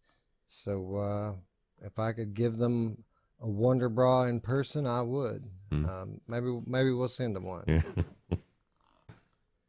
All right, so that brings us. We've got patches, we've got DLCs, we've got ports, all this stuff. It's all coming from the developers, right? So that's going to bring us to the Jack of All Trades Award, which is the VR Game Developer of the Year. And this one, not so cut and dry, is it, Roots? No, and we went back and forth again with the definition of what that is, because Jack of all trades, a lot of people were putting, votes for ones that have had their thumbs in a lot of different games. And then we looked at the definition and we said it's the VR Game Developer of the Year. That doesn't really imply a whole bunch of different projects. It just means that overall they did the best in VR, that they're the best developer of a game or games in VR, correct? Yeah, a difficult one to pick here, to say the least, because you've got studios like Fast Travel Games and Servios who did so many different things well. You know, Fast Travel Games, not only did they port Apex Construct flawlessly into Oculus Quest, but they released Curious Tales. They worked on Budget Cuts too. Just a phenomenal group there at Fast Travel Games. Servios. I mean, Servios did what Servios does. Westworld, Battlewake. What they had one or two other games came out this year too. Right, Creed. Mm-hmm. They brought into to Quest, and I mean, just an outstanding group. Probably the premier VR gaming company in the world, Servios. Then we have you know, who we just talked about, Hello Games. You know, because what they do is they bring out a AAA flat game like No Man's Sky into VR, and they continue to support it and continue to improve it until it's got to the point now where it's one of the best games of all time in VR, right?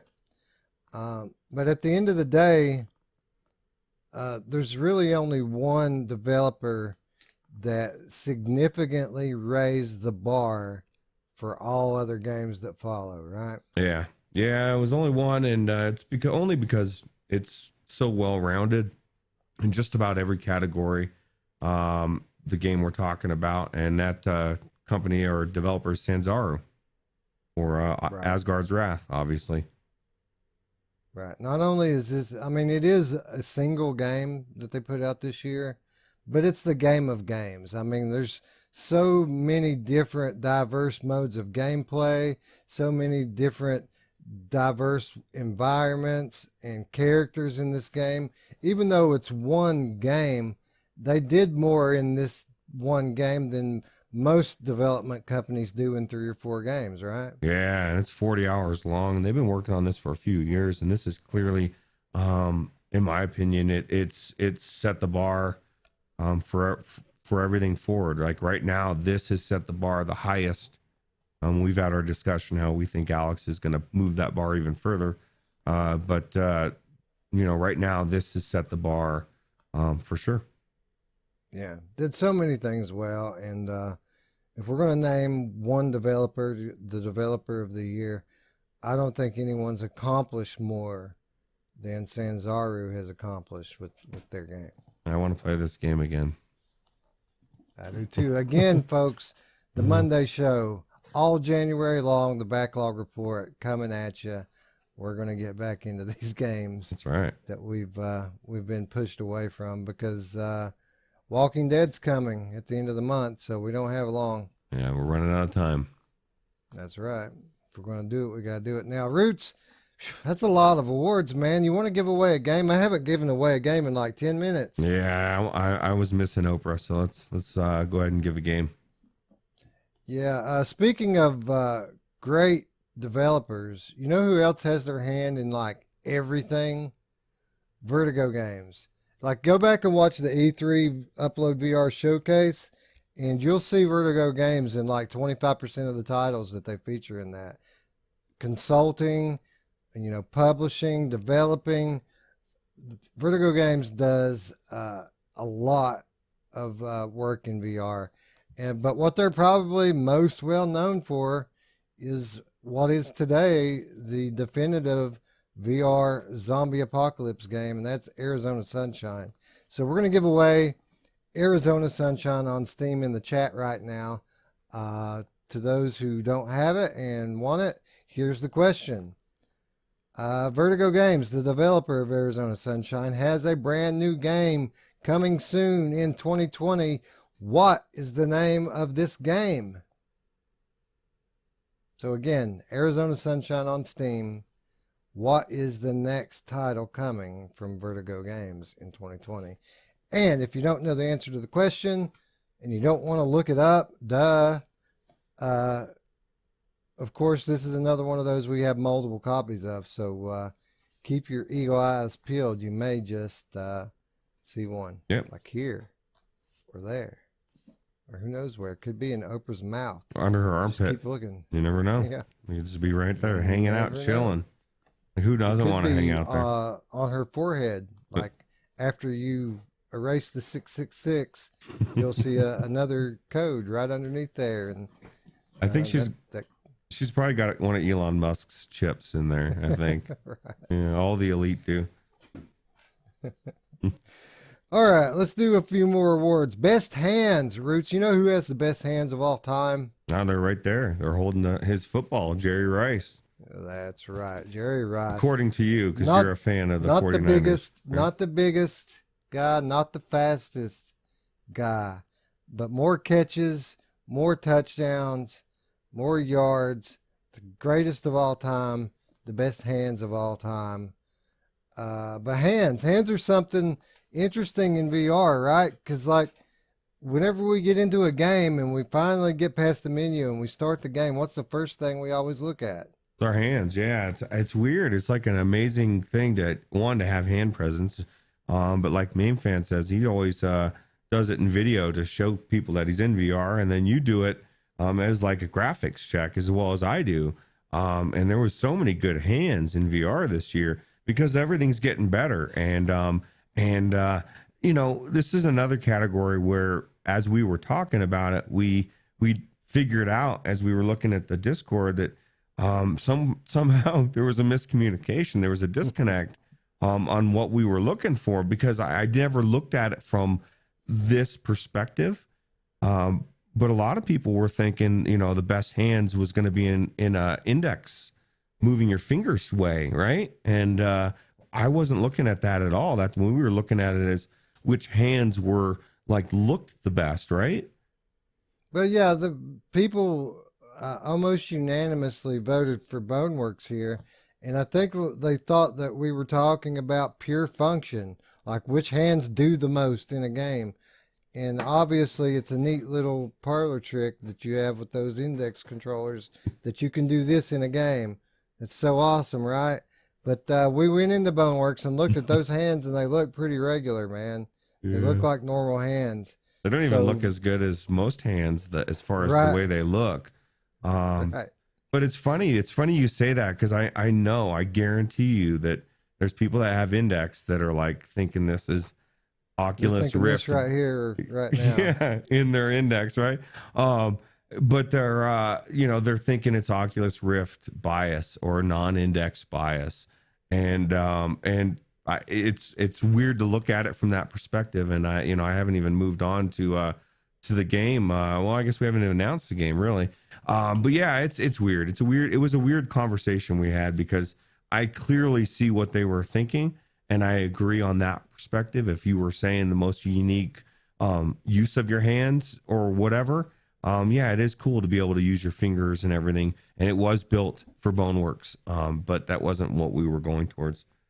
No, and in our defense, we did do an episode where we described every category and what we really meant by it. So maybe we didn't describe it well enough, but I don't know. The categories are what we intended them to be. So this is another one of those we're taking executive privilege, and as cool as it was for people to be able to do this in Boneworks, we felt like we really wanted more than just function. We wanted visuals, so function and form, all to be taken into account. And you know, there were some cool ones. I really liked the Until You Fall hands. I thought looked really cool. But at the end of the day, Stormlands is the perfect combination. Very realistic looking robot hands. They look like your real robot hands. And then furthermore, on top of that, the little menu that floats off the left hand is so cool looking and so 3D, very easy to access just by turning your hand. I think Stormland, hands down, wins the Jerry Rice Awards, right? Yeah, I agree. It was definitely for us. We thought, yeah, we couldn't find anything else that was better. But yeah, I'd be interested to know if anybody thinks there's any other better hands. Let us know. But I think this is Jerry Rice, hands down. Hands down, the winner of the Jerry Russell Award. Yeah. Look at that, man. Look how cool those are. And again, this is on flat screen. And if you never played Stormlands in VR, it's an amazing experience. The realism in the visuals here is it's on its own level. I mean, we debate which one looks better, this or Asgard's Wrath, and Asgard's Wrath looks a lot better in many ways. But when it comes to realism, photorealism, Stormlands, hands down, and everything looks real when you have the graphics turned up in Stormland. Yeah. All right, from the best hands, we move on to the Gojira Award. Gojira! Anyway, the Godzilla Award is the best use of scale in a VR game. And there's a lot of great examples here of games that use scale well. Golem popped into my head immediately when we started talking about games that use scale very well, right? Yeah, and this was one of those ones where, we had an idea of what we thought it was, and then really Discord opened our eyes because there was a suggestion from somebody in there that somehow we didn't even think about it. And then when we talked about it, we were like, oh my God, this is the best use of scale, like hands down, because not only is it your smaller things look big or vice versa, it's both, but it's both at the same time. And you're also manipulating objects to be bigger or smaller as well. And so it all around was a very use scale in it from the moment you started it, right? Yeah, and it was gaming science teacher and MAME fan who both suggested A Fisherman's Tale, and yeah, absolutely right. Not very many examples of games that use scale better than this one. I mean, this one might be the all-time winner for this award, maybe. Very impressive use of scale on 3 or 4 different levels here. And it wasn't just visual in this one. Most of the time, the scale is just a visual trick to make you feel presence in VR. But here, it's actually part of the puzzles, right? Yeah, so like you pull off the roof and you're looking down and you see your version of yourself that's a little guy doing the same stuff, and you're like, oh my God, that's weird. It's so crazy. And then you look up and you see a bigger version of yourself with the roof in his hand looking down at you. It's a mind fuck. It's like, what is going on? And then you encapsulate that all into a puzzle game. This game was the most, if we had which we should have, but like we said, we could have had 100 categories, but like the best innovative puzzle game that thinks outside the box, this would be a high contender for it, because it does that. It is very different, very unique, and I really enjoyed it. Yeah, I meant to do a puzzle game category, and it just somehow got left off the list. We'll definitely have to do that next time we do an awards show. But yeah, definitely a deserving winner here for Godzilla Award, Best Use of Scale in a VR game. And check this out, 6 degrees of scales, Roots. Godzilla, is on a huge scale, but he's also a reptile who has scales. And what else has scales? Fish. Fish have scales, and you weigh fish when you catch them with a scale. And the fisherman's tail actually plays with scale on 3 different scales.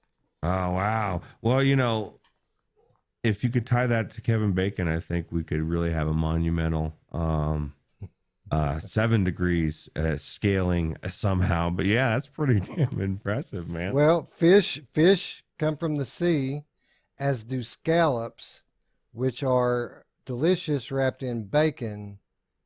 Kevin Bacon. There we go. Kevin Bacon right there. Ladies and gentlemen, Boom. 7 degrees of Kevin Bacon in VR. You didn't think you could have it with Fisherman's Tale, but it's there somehow. Yeah. Very thin, but it's there. Well, I mean, who doesn't love thin bacon? Yeah, wow. Who doesn't love bacon in general? It just tastes so good. Yeah. You know, there are people in the world who don't love bacon, and they kill themselves for their religion and Well, you know, cut people's heads off. my biggest thing is I understand if somebody doesn't want to eat it for religious reasons or whatever, that's fine. I respect that. I understand it. But if you tell me I don't like the taste of it, I'm going to tell you your soul is something different, you know, respectfully. You're not capable of feeling joy, right? Yes, joy is not in your life. So, yeah. Yeah, I have a couple of people come to mind off my hand that probably criticize bacon. It's too crispy, bro. It's too crispy. Salt. Too salty. Too salty, brah.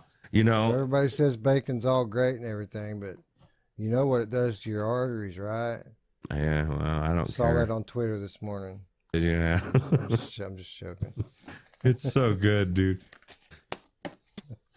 All right, so best hands, best use of scale. Then we come to the THQ award. Oh, you mean? Oh, I'm sorry, the THX award, or I'm sorry, the Dolby award. Best 3D audio, and this is another one of those routes where I think y'all must have forgot because people voted the way they voted.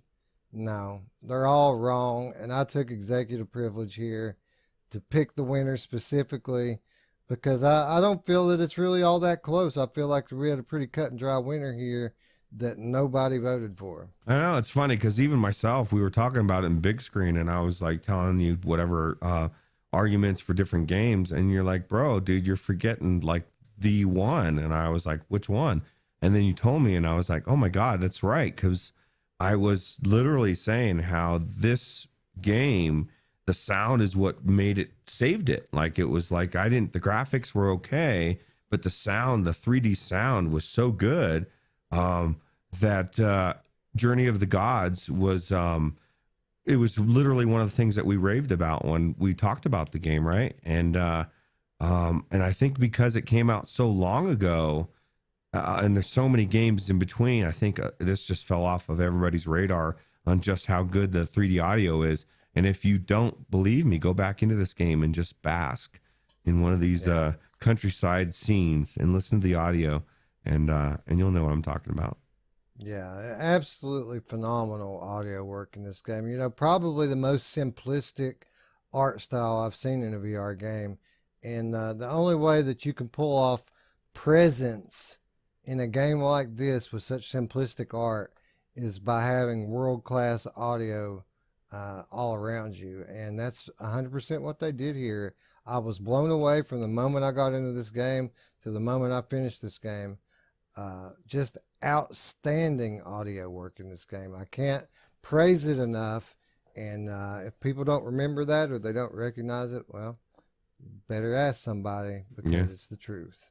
Yeah, absolutely. All right, so there we go. Jerry Rice, Gojira, and Dolby Award. 3 more awards given out. Let's give another game away, Roots. I want to give another game away. Let's do it. And this one's a good one. Another one for Quest, too, by the way. This one's for Oculus Quest.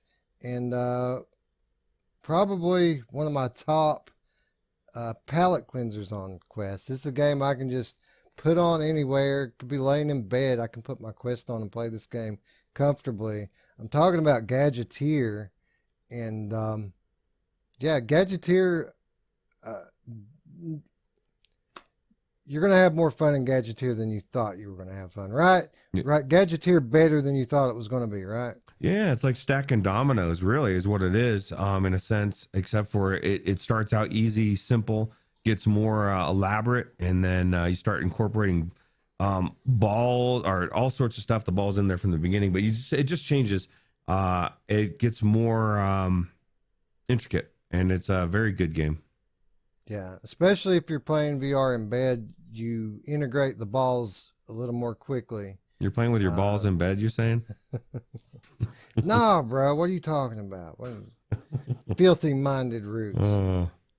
Anyway, who wants a copy of Gadgeteer on Oculus Quest?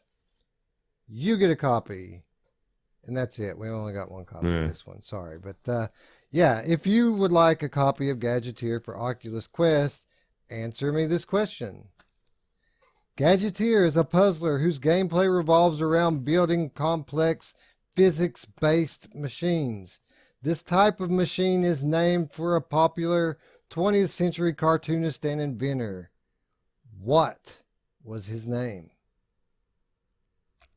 Again, the machines that you build in Gadgeteer, named for a 20th century cartoonist and inventor. Name this man.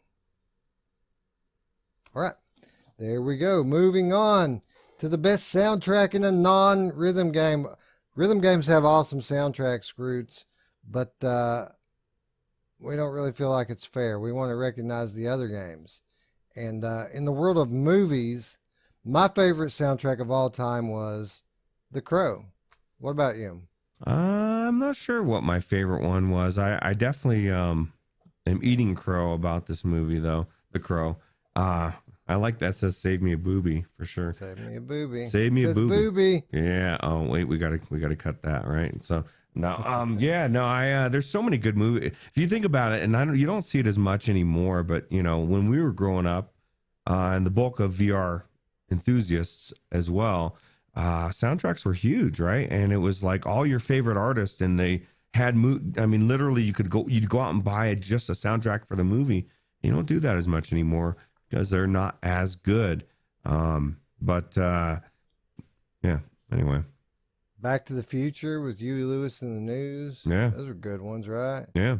And I almost named it the Staying Alive Award, because remember Staying Alive with the Bee Gees, and The Bee Gees blew up great huge, soundtrack. right? Yeah. Yeah, but anyway, when it came down to it, the Crow just had an outstanding soundtrack, very good. But the best soundtrack of a non-rhythm game, I don't feel like there's much of a contest here. There were some cool ones. I thought that the sound in Boneworks was really cool. They had some really timely, futuristic sounding music in Boneworks. I thought was really good. Golem, phenomenal soundtrack in Golem. If there's a threat to the winner of this category, it's probably coming from Golem. The music in Golem it's outstanding. But I feel like the winner is very deserving here, Roots. Yeah, well, it was pretty much cut and dry once we remembered that it was even available on the list, because a lot of people would say, whoa, that's a rhythm game. And we're like, no, that's not a rhythm game. It's not rhythm at all. But what we're talking about is Tetris Effect. And I don't think that there couldn't have been any soundtrack that was more fitting for the game and just more amazing than this one, right? Yeah, the soundtrack, the songs are just great, and anyone who's played this knows it's not just any one aspect of the game, songs or anything. It's all together. The gameplay, the visuals, the songs, the sound effects, the haptics, everything is one. And that's kind of the message of this game. The purpose of art is to convey a message to the beholder, and I think the message is pretty clear coming from Tetris Effect, that we're all one, we're all together, and they demonstrated it not only visually, not only with sound, but with the gameplay. Even everything speaks to this idea, and it's beautiful. Yeah. And it was an amazing release for PC. So I know a lot of people would probably say, whoa, that's 2018 when we're talking about the PC release. And it was 10 days before 2019 on the PSVR as well. So yeah, and if it was a straight 1-to-1 port, maybe we would have left it off the list. But the fact of the matter is that this game on PC was a significant jump in fidelity. Everything. In all departments. Yep. So Yep. Just a wonderful game. It was amazing on PlayStation. It's even more amazing on PC. It's a must own. It's on sale Yeah, and if you Why don't, don't you have Tetris Effect, people? Come on. yeah, if you're hung up on the Epic Store, get over it. Yeah, for real. It's worth getting over to be able to partake in this game. Yep. That reminds me, Epic Store's been giving away a free game daily, and I just haven't been checking on it. I probably should go. You're just look at that telling me before we now. go. You're just telling me this now, man. What the fuck, man? Well, you know, Epic Store always giving away games. Yeah, Don't need true. to tell you that. Yeah, true. I just need to pay attention. All right, so that was The Crow, the best soundtrack for a non-rhythm game. What about the best graphics and artwork? The Bob Ross Award. Who else are we going to name the best artwork after Roots but Bob Ross? Yeah, and he's painting happy little trees, and who doesn't love literal happy little trees? So Yeah, everyone loves. I mean, who doesn't love Happy Little Trees today, right? yeah, absolutely. And what a beautiful man. I feel like if there's ever was a man who would be down with the concept and the oneness that Tetris Effect is trying to push across to people, it would be Bob Ross, right? He gets it. Yeah, he also gets the 420 award, I think, too. So, he'll whatever that one is, he'll get it. So Why haven't people should be modding Tetris Effect to have Bob Ross artwork behind it? yeah, Why haven't we done this yet, people? Come on. Yeah, it's got to be way better than that garbage that's in Tetris Effect. Yeah.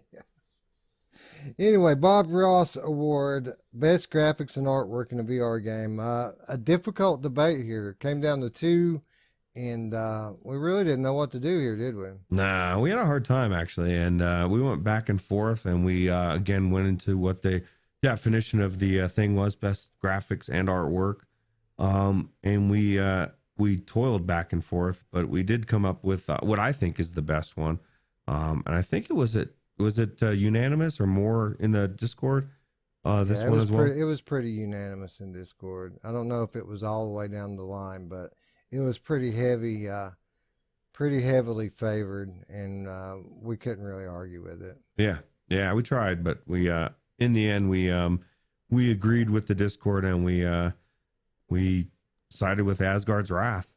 If anything, because how can you say this doesn't have the best graphics in VR this year if it's the one game that we say risen the bar for graphics in VR this year? Like the Asgard's Effect, it's real, and the graphics were so good in this, and so much diverse graphics for 40 hours.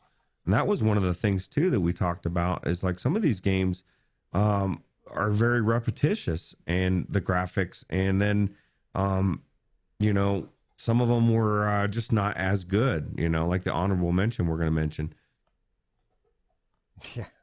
Yeah. Well, the thing here with Asgard's Wrath, it's not just the extremely high quality level, but it's quantity. There was such a diverse array of different places in this game that you went, and different character models. We felt like even if the quality between the two titles were on par with one another, there was just so much more artwork in Asgard's Wrath and the people were behind it, voting for it. So that's why we went with it. But we would be remiss if we didn't again mention just how beautiful Tetris Effect is, and how this game is a piece of art. The whole thing integrated together is art. So it's kind of hard not to pick that one. But again, we went with the Discord. We went with quantity. We went with the game that raised the bar for all other games this year, Asgard's Wrath. Yep. All right. Let's give away a game. And you win a game. And you win a game. Again, this is another one we just have one of. But a pretty good one when we're starting to talk about art and storytelling. That's what we've been talking about, art and storytelling. Invisible Hour's a pretty good example of that, right? Yeah, this is one of the ones that one of the first ones I saw as far as this one in VR. There's a full story, and just from the beginning, when you realize, I get to follow each character, and you rewind scenes, and You've got actual people that exist in history, and who knows? Maybe the story's real. Maybe there was a murderer that was a high-profile person. I don't know. Perhaps. All right, so how would you like to own a copy of The Invisible Hours on Steam? If this is the case, answer me this question. The Invisible Hours sports a cast of historical characters. Name one. That's easy. Anyone. Go for it. Congratulations to the winner. I'm sure they've already won that one, you know. Yeah. That one probably went pretty quick, right? Although, if you know, you may have already played it, you know. Oh. Right. Well, no, I haven't played it. What? I own it. Haven't played it. Dude, you blow But, me away sometimes. Some of these ones that you've never played are huge games. I'm like, what is going on, Wes, man? Yeah, I know. I think It's my type of game too, but to be honest, I'm a little more hot for the Under Presents right now. That's the one I want to get back to, and same type of deal with that one, right? With the boat in the bottle. Yeah. Anyway, Invisible Hours on Steam. Congratulations to the winner of that. All right, so before we get back into giving out the games and giving out the awards, I thought we should probably take a minute here and just talk a little bit. You know, we're coming into 2020 now, once again, a new year. And a lot of people, when they come into the new year, like to make resolutions. Are you someone who likes to make a lot of New Year's resolutions, Roots? Yeah, I'll make a resolution every now and then. But I guess I'll make a resolution. Let me give you my resolution for 2020. My resolutions. Okay, my first one will be to finish more VR games. I mean, that's everybody's resolution, right? And my second one will be to curse less, so I don't say as many bad words, because it's better for the podcast. And Dude, I'm working on it. Yeah, that, man.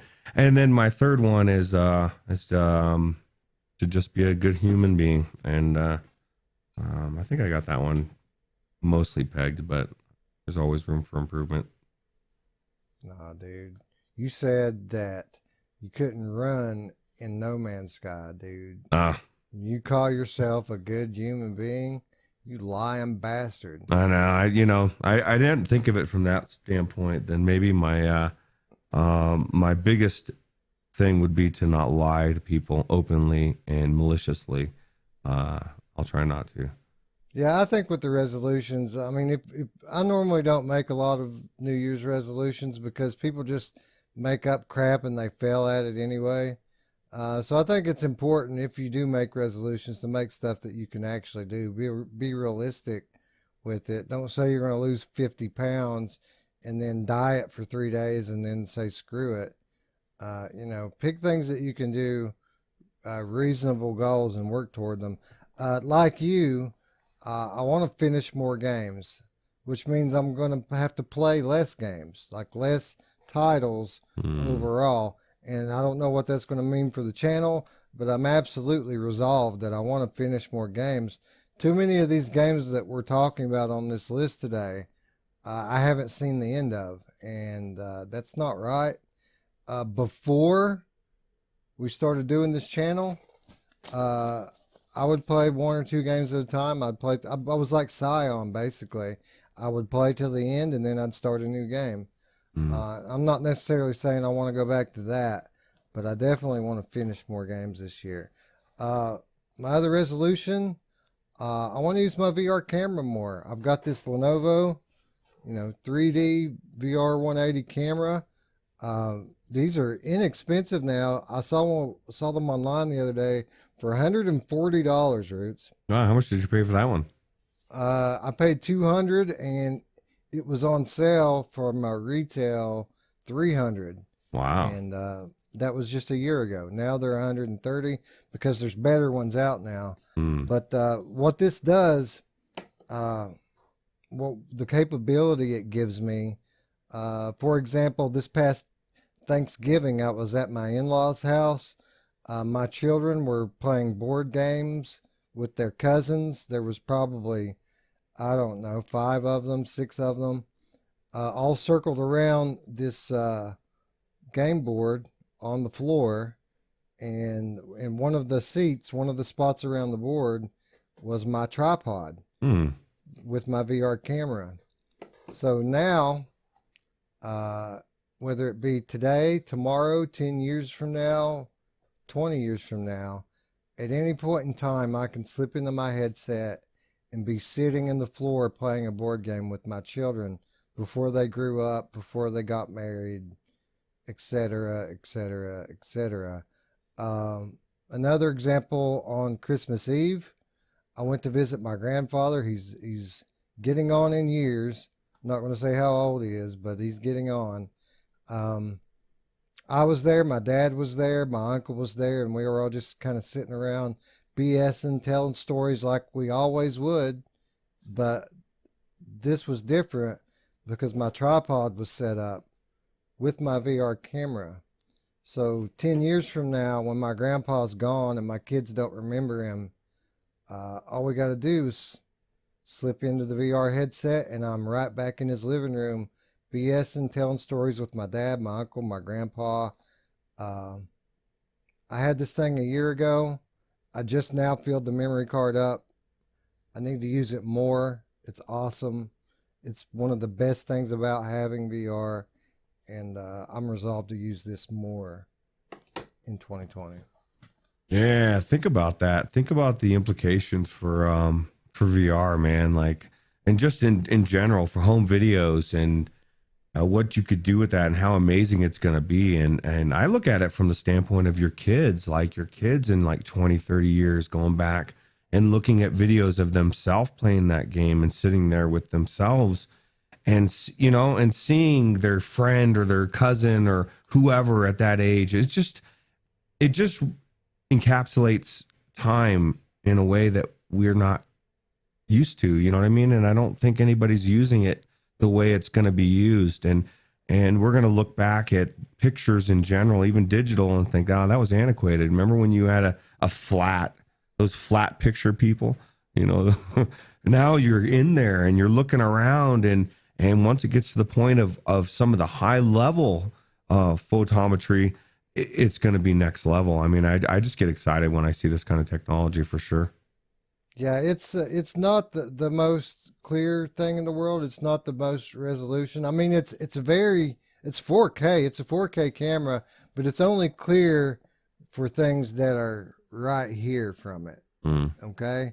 And then when you start getting away from it, that's when things start to get blurrier and blurrier, and things in the background, like my headset and stuff over there, that kind of looks like VHS quality resolution in the background. But that said, the 3D is very real. It's very good depth. The colors and the 3D are all really good. And again, these are cheap. And if you have VR and you don't have one of these, and you've got kids or elderly relatives, you're blowing it. Every day that you don't have one of these is a day you're letting away. You know, I feel you're wasting your time. I feel antsy now. Like I need to get one of those cameras. I'm wasting my life away for sure because I don't have one. Tomorrow your kids are going to be a day older than they were today. Yeah. Yeah, my kids are all grown almost. So yeah, man, what the hell have I been doing? I agree. And furthermore, when people say that they're worried about all these people picking up Oculus Go's, they may be disappointed when they find out that it's not a Quest, but they're not going to be disappointed for long. That's an amazing device. It's capable of a lot of cool things, especially when it comes to stuff like this. It's very useful. And yeah, while it may not be able to do 6DoF tracking, imagine before you had any VR, taking an Oculus Go back in time to yourself and handing it to you. You would have been blown away, right? It would have been amazing. I'd be rich because I'd patent that shit. I'd go talk to Carmack and say, hey, come work for me, dude. I got this new thing I need you to work on.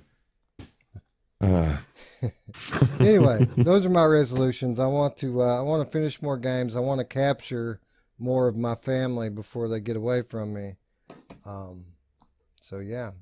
That's and by the way, Do you guys want content with this? It's not a professional level camera by any stretch, but I can capture some stuff with this and put it online. If that's something you're interested in, you want to see some stuff in 3D 180, let me know in the Discord, in the comments, and maybe I'll upload some stuff for you. All right, Roots, let's give away a few more awards. Best comedy. We're coming down the stretch now. We're starting to get into the genre games. We're going through game genres. We got a lot more games to give away, and then we're going to give away our Games of the Year awards. Comedy award, Mel Brooks. Who's funnier than Mel Brooks, Roots? Oh man, I agree. A lot of I was going back and looking at some of his old clips when we were looking at the show, and man, he's got some funny things. I saw that one of the things, History of the World, is one of my favorites, just because there's so much history in there, and they're always making fun of it, and it's just good. It's good, yeah, wholesome comedy. He's a nut. Yeah, he's funny. He's funny. It's not always dirty. It's not always clean. It's always funny. A different kind of comedy than today's comedy. Yeah. Just pure humor with that guy.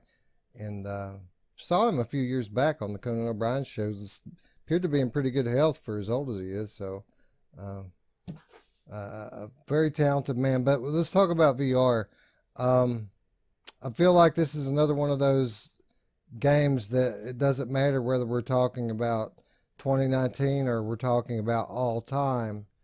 I think the winner of this award is the funniest game of all time. Yeah. Right? Yeah, I would agree. And there wasn't that many in this category as far as ones that when we looked at it, we were like, oh man, we got to really look hard for a really funny game, because there's some funny games, but none that are actually comedically funny. And I would say this one again, hands down as well. And that's Trover Saves the Universe. Yeah, you didn't know already what it was going to be, you dumb piece of shit. Yeah, you know. Yeah, you know what you are. You should. Yeah, just even that, just listening to them berate you is funny, even though they're yelling at me. You know, it's just funny, man. This is some of the best comedy, and of course, you expect it from the one of the creators of Rick and Morty, and just even hearing the voices. You know, you're familiar with Rick's voice and Morty's, and you get to hear it throughout the whole game, and it's just really, really good. Non-stop dialogue with this. Like, it must have, like, half of the development time of this game had to be just them recording dialogue, because there's so much of it, and it's reactive to everything you do, changes what the characters are talking, and they never stop. Constant yak, yak, yak all the time. And just made me laugh. Guttural, out loud laughing every time I played it. Another one I need to get more time into, dude. One of my favorite games, and I haven't finished it. Yeah, I just played a little bit more the other day, and it's actually it's really good. I even used the touch controllers instead of my other controller because my son was using it, and realized I actually like it better with being able to move it around. You can't twist it, but you can move it up and down. So it does add immersion, I think. So yeah, but a hilarious game. Not for virgin ears. So if you can't handle the bad words, don't pick this one up. Even the clean version's dirty. So, yeah, but a great game, fun on top of the of just being funny. It's actually fun to play too. So great game. Yep. And deserving winner of the Mel Brooks Award. You know, as funny as it was, and as fun as it was a very serious contender for our next award, right? Yeah, definitely, because it was funny, and it's always good to watch something or play something funny when you've got red eyes, you know. So right. The next award is called the 420 Award. Pretty obvious what the 420 Award's for, right? It's that game that's best to be seen through bloodshot eyes, for lack of a better way of describing it. It's the games that are popular in Colorado and California and Washington, if you catch my drift. yeah, The 420 Award. I like to call it being properly motivated. So, and then you get into VR and you're like, wow, this game is amazing. So Yeah, and if anyone who's partaken in the herb knows that sometimes things seem to have significance where they didn't before. Like you seem to find significance in the most mundane small things, and that's why the winner of this year's 420 award is so deserving, because everything actually does have significance in this game, right? Yeah.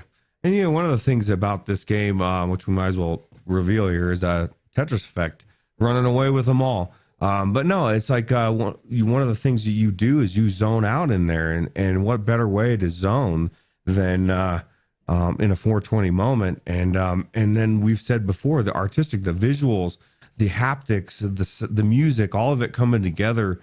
It almost does seem like a surreal event, and it's very bizarre, and I can't explain it. I would recommend to give it a shot, only if you live in one of those states that Wes nodded off, and if not, then just don't admit it. Right. So yeah, basically I concur with everything he just said there. And again, we go back to the way everything is integrated in this game. That alone is enough to zone you out. The way that the gameplay affects the sound effects, which affect the music, which affects the visuals, which come back and affect the haptics. It's all tied in together. And if you're already zoned in because of the 420, what a way to become at one with the game, Yeah. And Trover, a great choice. Tetris Effect, a clear winner, though. Yeah, absolutely. All right, that brings us to the Nope Award. Nope, not doing it. Not going to play. Not doing this. Not today. Nope. It's the Nope Award. It's for the scariest game or moment of the year. So we debated a few of the moments and a few of the games, and I think we had a pretty clear winner here. We went with the game because it's a fairly scary game and fairly well-known game for being scary, right? Right. Yeah. And it was one of those games that are the categories where we had to go back and say, okay, is it okay to have a game that's been out before on another platform for a while and is new to Quest? And we said that, it has to be, because any Quest, that's all the Quest owner knows is these titles. So every title has to be taken from that standpoint as it being new. And this one, we had somebody recommend it in the Discord, and we agreed. And it's really not only just it's tension, it's sound, it's atmosphere. They really do a good job of building that tension. And that is the Quest release of Dread Halls. Yeah, Dread Halls is just a great game. Way better than I even thought it would be. I played this recently on a Because I Said So. Someone told me to play Dread Halls, so I played it. I was expecting it to be okay, and I was pleasantly surprised at just how great it was. It was very good at building tension when you're in the corridors. The jump scares, the few jump scares that had worked, and when you're being pursued by one of these creatures, it really brings your pulse up. So I felt like some of these games we allow Quest to count as a new game, and other categories we don't. We felt like Dread Halls was one that deserved to be recognized for sure. Better than anything else I could think of in 2019. As far as being able to scare you, nothing did it better than Dread Halls. Yeah, especially to the point where, like, even myself back in the day, it's like you want to get out of there. It's like, nope, taking my headset off. I'm done. Not doing it. Yeah, it's hard to find stuff that really scares me in VR anymore, because Jack has pretty much ruined me. Yeah. So like nothing compares. But Dread Halls got a reaction out of me, so a deserving winner here. Yeah. All right, Roots. Dread Hall's a scary game. You want to give away a scary game? Let's do it. Yeah. You get a scary game, and you get a scary game. Actually, we do have multiples of this, so if you're watching this post-mortem, keep your eyes peeled. There's a copy of Killing Floor Incursion for Steam floating around in this video somewhere. Can you find it? Do you dare? It's in there, just like Prego, so take a look. All right, for those of you in the chat, if anyone would like a copy of Killing Floor Incursion on Steam, answer this question. Killing Floor Incursion was developed by Tripwire Interactive. Tripwire also acted as a publisher to a very notable recent release. What was it? So one of the bigger name titles that was recently released into VR was published by Tripwire Interactive. What game was it? Let us know in the comments, and you could win. Okay, so moving on to some more awards, some more category awards, more genre awards. So this one, let's do the best stealth in VR, aka the Solid Snake award. You know, Solid Snake, Metal Gear, probably the most well-known stealth franchise in video games, or the most well-known for being stealth, we'll say. Solid Snake award. We had some choices this year, didn't we, Roots? Well, we had Aspire 1, Rogan, right? Intruders, really solid stealth gameplay, right? Yeah, it was actually like 3 or 4 really good ones. And, you know, I guess we didn't really, it was hard, a little bit hard because a couple of those were close, but I don't know. I think the one that did win this was a lot more of a stealth game, and especially after listening to Drillo and Mainfan talk about it in the Discord the last day or so. Yeah, it's really looking to be a really crazy stealth game, and that's the winner, Budget Cuts too. Yeah. You know, we had a bunch of good choices. We had Rogan, which was good old school style stealth play, you know, regular guard intervals, basic rhythmic stealth gameplay. But the story was kind of off-putting, and the collectathon that they put in Rogan was just ridiculous. So kind of struck that one down a few notches. Intruders, the strength of Intruders was the story. The stealth gameplay was kind of secondary. It was a little overly challenging, in my opinion. It was frustrating because every time you would get caught, you had to start over on the other end of the house, and it was very time consuming. So while that was a very good game, I'm not sure I would call it the best stealth. And then what was the other one I named? I don't even remember now. Rogan.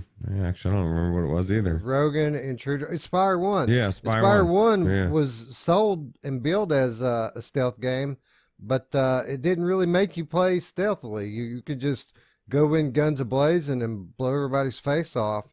And supposedly they patched that out, but at the time that we're deciding this award, we haven't tried the new patch yet. So maybe Aspire 1 actually is the best of the year, but what we decided to do here is just defer to the opinions of our experts in the Discord, and lean on Roots' experience in Budget Cuts 1. Right. And I'll tell you what, this game in general is, I think the reason why it's so much stronger than, say, something Intruders is, Intruders, if you got caught, you couldn't get away, man. That was it, dude. Like, if they saw you, you were done, and are very close. You had to be very close to a hiding spot, right? Where here you can at least kill them, you can stab, you can fight back. I mean, there's a lot more you can do. And then, of course, just hiding a little bit, and it's like they kind of forget, you know. So, but Yeah, Definitely. that was the thing with Aspire One as well too. Like if you get caught, you can kill like 20 of these guys, and they'll forget all about you in 5 minutes if you just kind of hide a little bit, and it'll be like nothing ever happened. Yeah, And thought that was kind of weird. that is weird. So yeah, Budget Cuts 2 apparently a very solid stealth title, probably the best this year, and definitely deserving winner of the Solid Snake Award. So congratulations to Budget Cuts 2. That's right. Okay, so moving on into the next award category, and this is a really cool one. A lot of good choices here. It's for best multiplayer game in VR, and this is the Party Time Award, man. If you're going to get in, you're going to party up. It's party time. Excellent, right? Yeah, that's right. Anyway, lots of good multiplayer options in VR. You know, generally we tend to favor the co-op experiences, but there's a lot of good head-to-head multiplayer as well, right? Yeah. Slightly Heroes was a really good one. Of course, that didn't come out this year, but it came out last year. That was a head-to-head single game, and trying to think of what all did come out this Deathlap, Deathlap. Oh yeah, touring racing wise. carts. Okay, see, I was thinking more like PvP wise, but yeah, racing wise, Deathlap and touring carts are amazing games for sure. Space Junkies. Yeah, Space Junkies.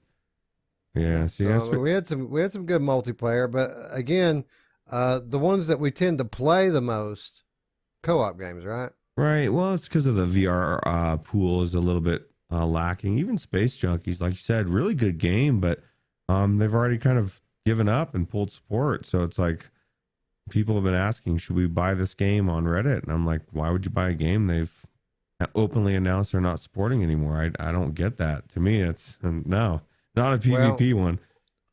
In the defense of Space Junkies, one, it's completely finished and polished as it is. It's a great game. It doesn't need further patches and things like that, and the servers are still active, so you can go in and play. The problem is that as with any or almost any head-to-head PvP VR game, the servers are fairly empty with this. It's kind of hard to get a game unless you go into it with a party. Like if you party up in Discord and then go into the game, then you can get a game going.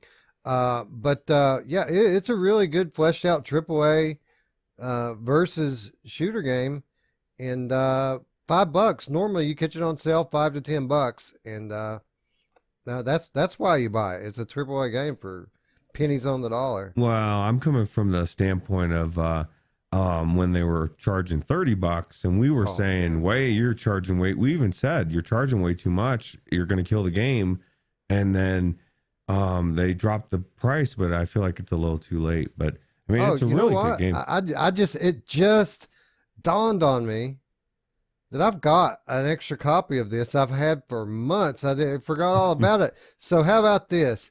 If any of you in the chat right now want a copy of Space Junkies, the first one to type the word me gets it, and it does not disqualify you from any other giveaways. Yeah, this is separate. This is an independent giveaway. You can still win something else. If you want a copy of Space Junkies, just let me know in the chat there, and I'll look it up. It's a Steam copy. I do believe, of Space Junkies. Congratulations to me, got laying or around. whoever me is. Right. So yeah, that's not our winner. That's obviously not going to be our winner this year. Ruuts, what is our winner? What did we decide was the best multiplayer in VR this year? It's already came up once before, or maybe even twice, but No Man's Sky, and just because of the actually, this is a game you want to play with other people, right? Yeah, you know, when you start talking about these roguelike, procedurally generated worlds, the things that you kind of find in them get to be a little bit repetitive, even though this one's very well done, very beautiful.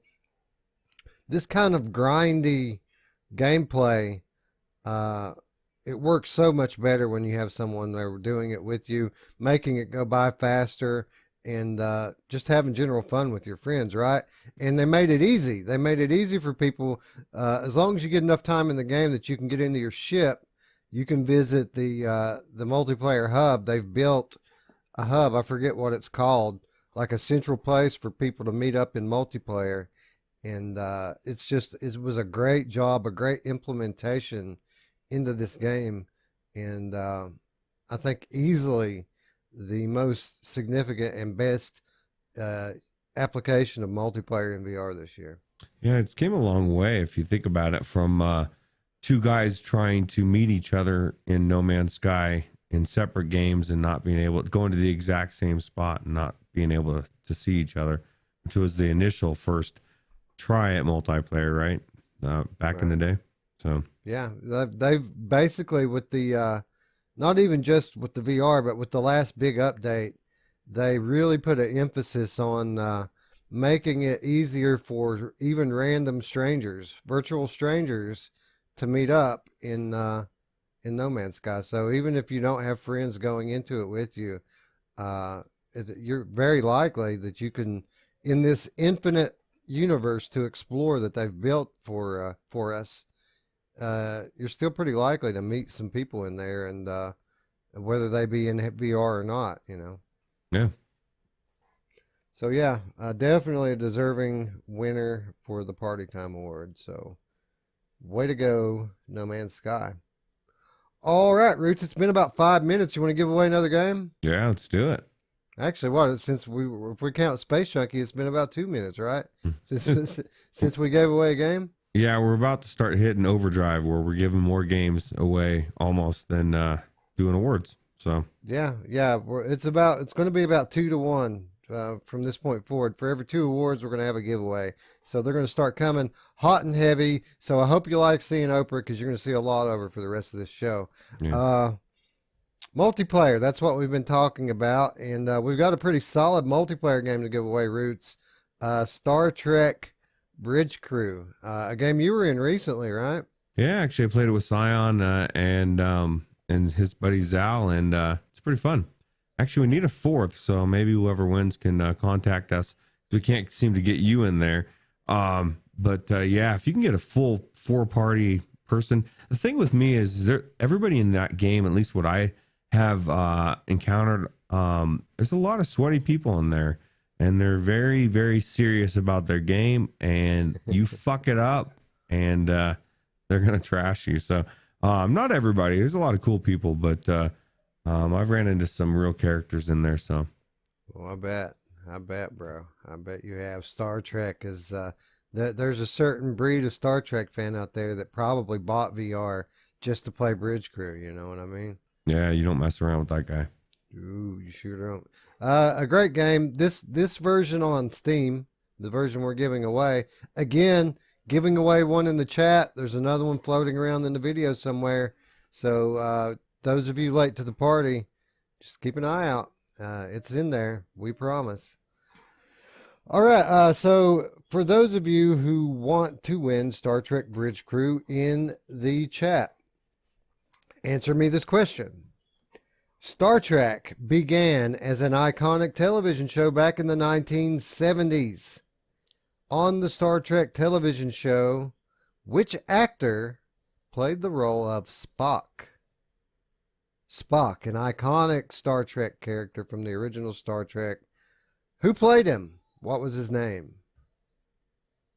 Let us know, and you could win a copy of Bridge Crew.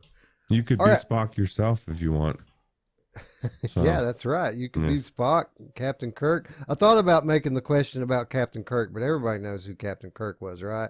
I figure at least 2 or 3 less people know who Spock was. If you went another degree and went to Bones, they would get even more confused a little bit.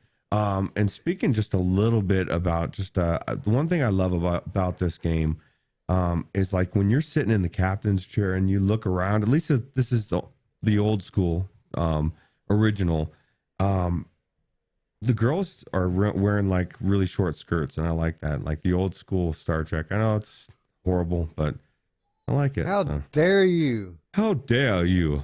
You're supposed to beat down your animal instincts, Roots, and be more civilized than that. Oh, I didn't touch her. I just looked. And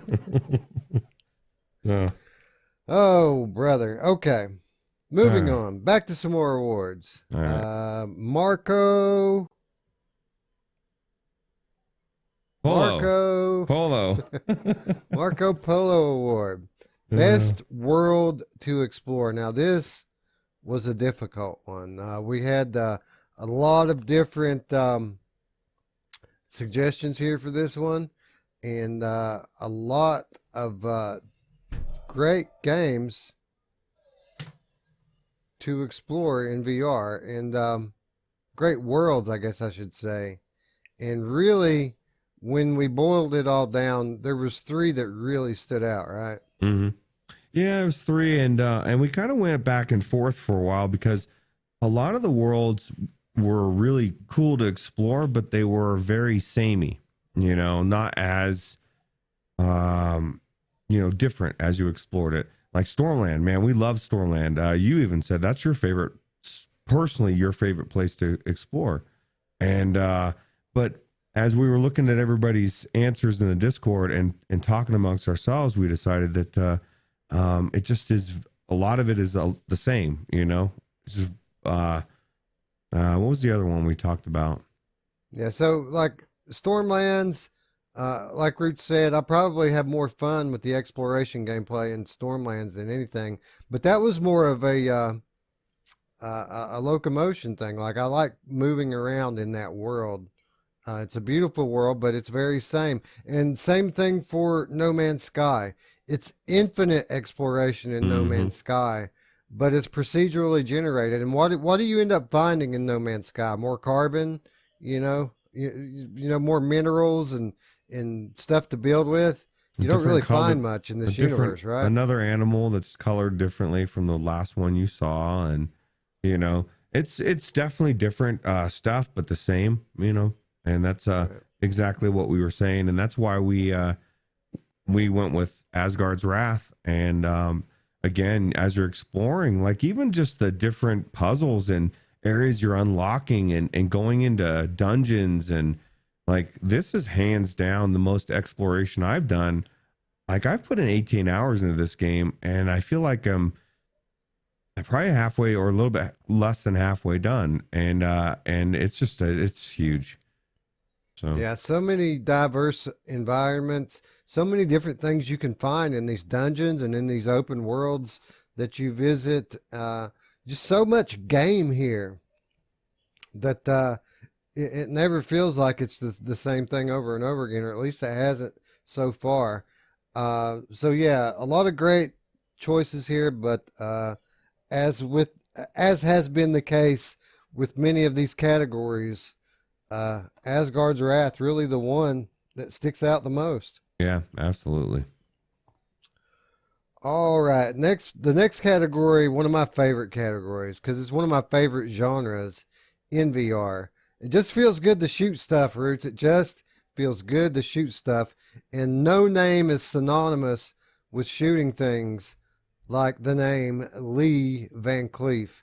The Lee Van Cleef Award for the best shooter in VR. And I know what you're saying. What about Clint, Weasel? Screw Clint, right? Lee Van Cleef all day long. Best shooter in VR. Roots. This is one where I took a little bit of executive privilege, because the Discord really strongly felt that Stormland should win this, right? Yeah, and you and I were even having a discussion because I was like, man, I love it. I love Stormland. It's amazing. I was saying there's a good argument for it to be the best shooter, and you were saying it's not a shooter. And It's not just a shooter, right? But we were having that discussion, and then what you made had a lot of sense, and or made a lot of sense. You reminded me of the conversation the day that it came out, or the day after, in the Discord, and the number one complaint from everybody was how the shooting felt. So how does a game win as the number one shooter if everybody's saying that shooting feels like shit, right? Exactly. And I thought honestly, I thought that they were a little overly critical of the shooting. I personally think that it feels really good. I wish there was a little bit more weapon diversity. I wish that there were more than 3 levels, and maybe there is. Maybe I just haven't gone far enough yet. But I wish you could level your guns up more than just to level 3. Yeah, there's 5 levels, but and it's, there's a lot of things about that game that I don't like as far as having to start over. And I mean, it's built into it, but a lot of that does feel repetitious after a while. But I do agree that when you look at it from that standpoint and you look at it as the best shooter, it should feel like the best shooter. And so by that yardstick, it didn't live up to it. So which game is the game of the year as far as or got the Lee Van Cleef award? Yeah, there's no question here. It's got to be Blood and Truth. Blood and Truth, not an exploration / story driven adventure / kind of a shooter. Blood and Truth is a cinematic shooter. It is story driven. There's a lot of cutscenes in it, but the gameplay is pure shooter. I mean, that's all you're doing. You're shooting. You're moving from A to B. They've even removed most of the locomotion controls so that this is almost arcade style shooting. But there's a lot of weapon diversity here. The guns look real. They sound real. Boy, do they sound real. I mean, crazy how real the guns sound. And this is the most fun I've had in a shooter, maybe in VR, period. I really, really enjoyed Blood and Truth. And it's the best pure shooter that I've played this year, easily. Do you think it's worth getting a PlayStation VR for if someone doesn't have it? Well, we've had this debate as well. As time goes on and we get closer and closer to the end of 2020, Alex's argument makes more and more sense. That we got PlayStation 5 right around the corner. It's almost too late to buy into PlayStation 4. What? I just bought the Pro. Well, you got into that a month ago, and it was a good that's buy. right. Yeah, that's true. It was a good buy. So, yeah, I wouldn't say that this game alone is enough to buy into PlayStation VR, but there's about 20 spectacular, great titles in PlayStation VR that, that if you're buying into PSVR, that's what you're buying into. You're buying into that library. And, most of my favorite games are still PlayStation VR games, even if the hardware is starting to fall behind. Yeah. All right. So, yeah, solid shooter. Definitely worthy of the name Lee Van Cleef. Blood and Truth. Awesome. And it's the Lee Van Cleef Award. Of course, it's going to go to a cinematic shooter, right? Yeah, that's right. That's what Lee Van Cleef was. He was a cinematic shooter. I do have to make it a confession here, right here in front of everybody. I almost picked a picture of Lee Van Cleef that showcased Clint with Lee Van Cleef kind of in the background just to trigger you, but then I knew better. So no. Clint's had his day in the sun. Let Lee have his. That's right. All right. Well, they asked Lee what he attributes his all of his longevity and success in Hollywood to, and he said that God just happened to bless him with a pair of shifty eyes. Oh, that's funny. All right, man. Shooters are awesome. You want to give one away? Yeah, let's do it. Let's Oprah this up. You get a game, and you get a game. All right, so here's the deal. We're going to give away a copy of Evasion, which is a friggin' awesome shooter game. Awesome co-op game as well. We were just talking about co-op. This is a co-op shooter. You can play it by yourself. It's best with a friend, and I think you can play up to 4 players co-op in this thing, right? I think it might be 3 because there's 3 classes. 3? Yeah, but I'm not sure. No, there's 4 classes. I'm sure of that. Is there? Okay. Yeah, I don't know. I've only played it by myself, and I made it to the very last guy and almost beat him and then died. And it's tough, right? At the end, it gets freaking hard. It does get really hard. Especially by yourself. Yeah. So, yeah, you can play by yourself, but at a certain point, you hit a wall. But one of the most original shooters that we've ever played in VR, arcade style. So if you're not into the arcade style shooter, this is probably not for you, but a great shooter game.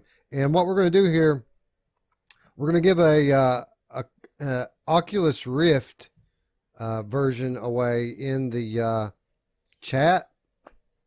I also have a Steam key that's hidden in the video somewhere. So if you want a copy of Evasion, look around. There's a Steam copy in the video at some point. So look for that. All right, Evasion was an awesome co-op arcade shooter brought to us by Archaeact. What is the name of Archaeact's most recent release? So, for a copy of Evasion, what was Archaeact's most recent VR release? Put the answer in the live chat, and perhaps you will be blasting away evil in no time. Yeah. All right, Roots. Now we're coming down to it. We're down the home stretch.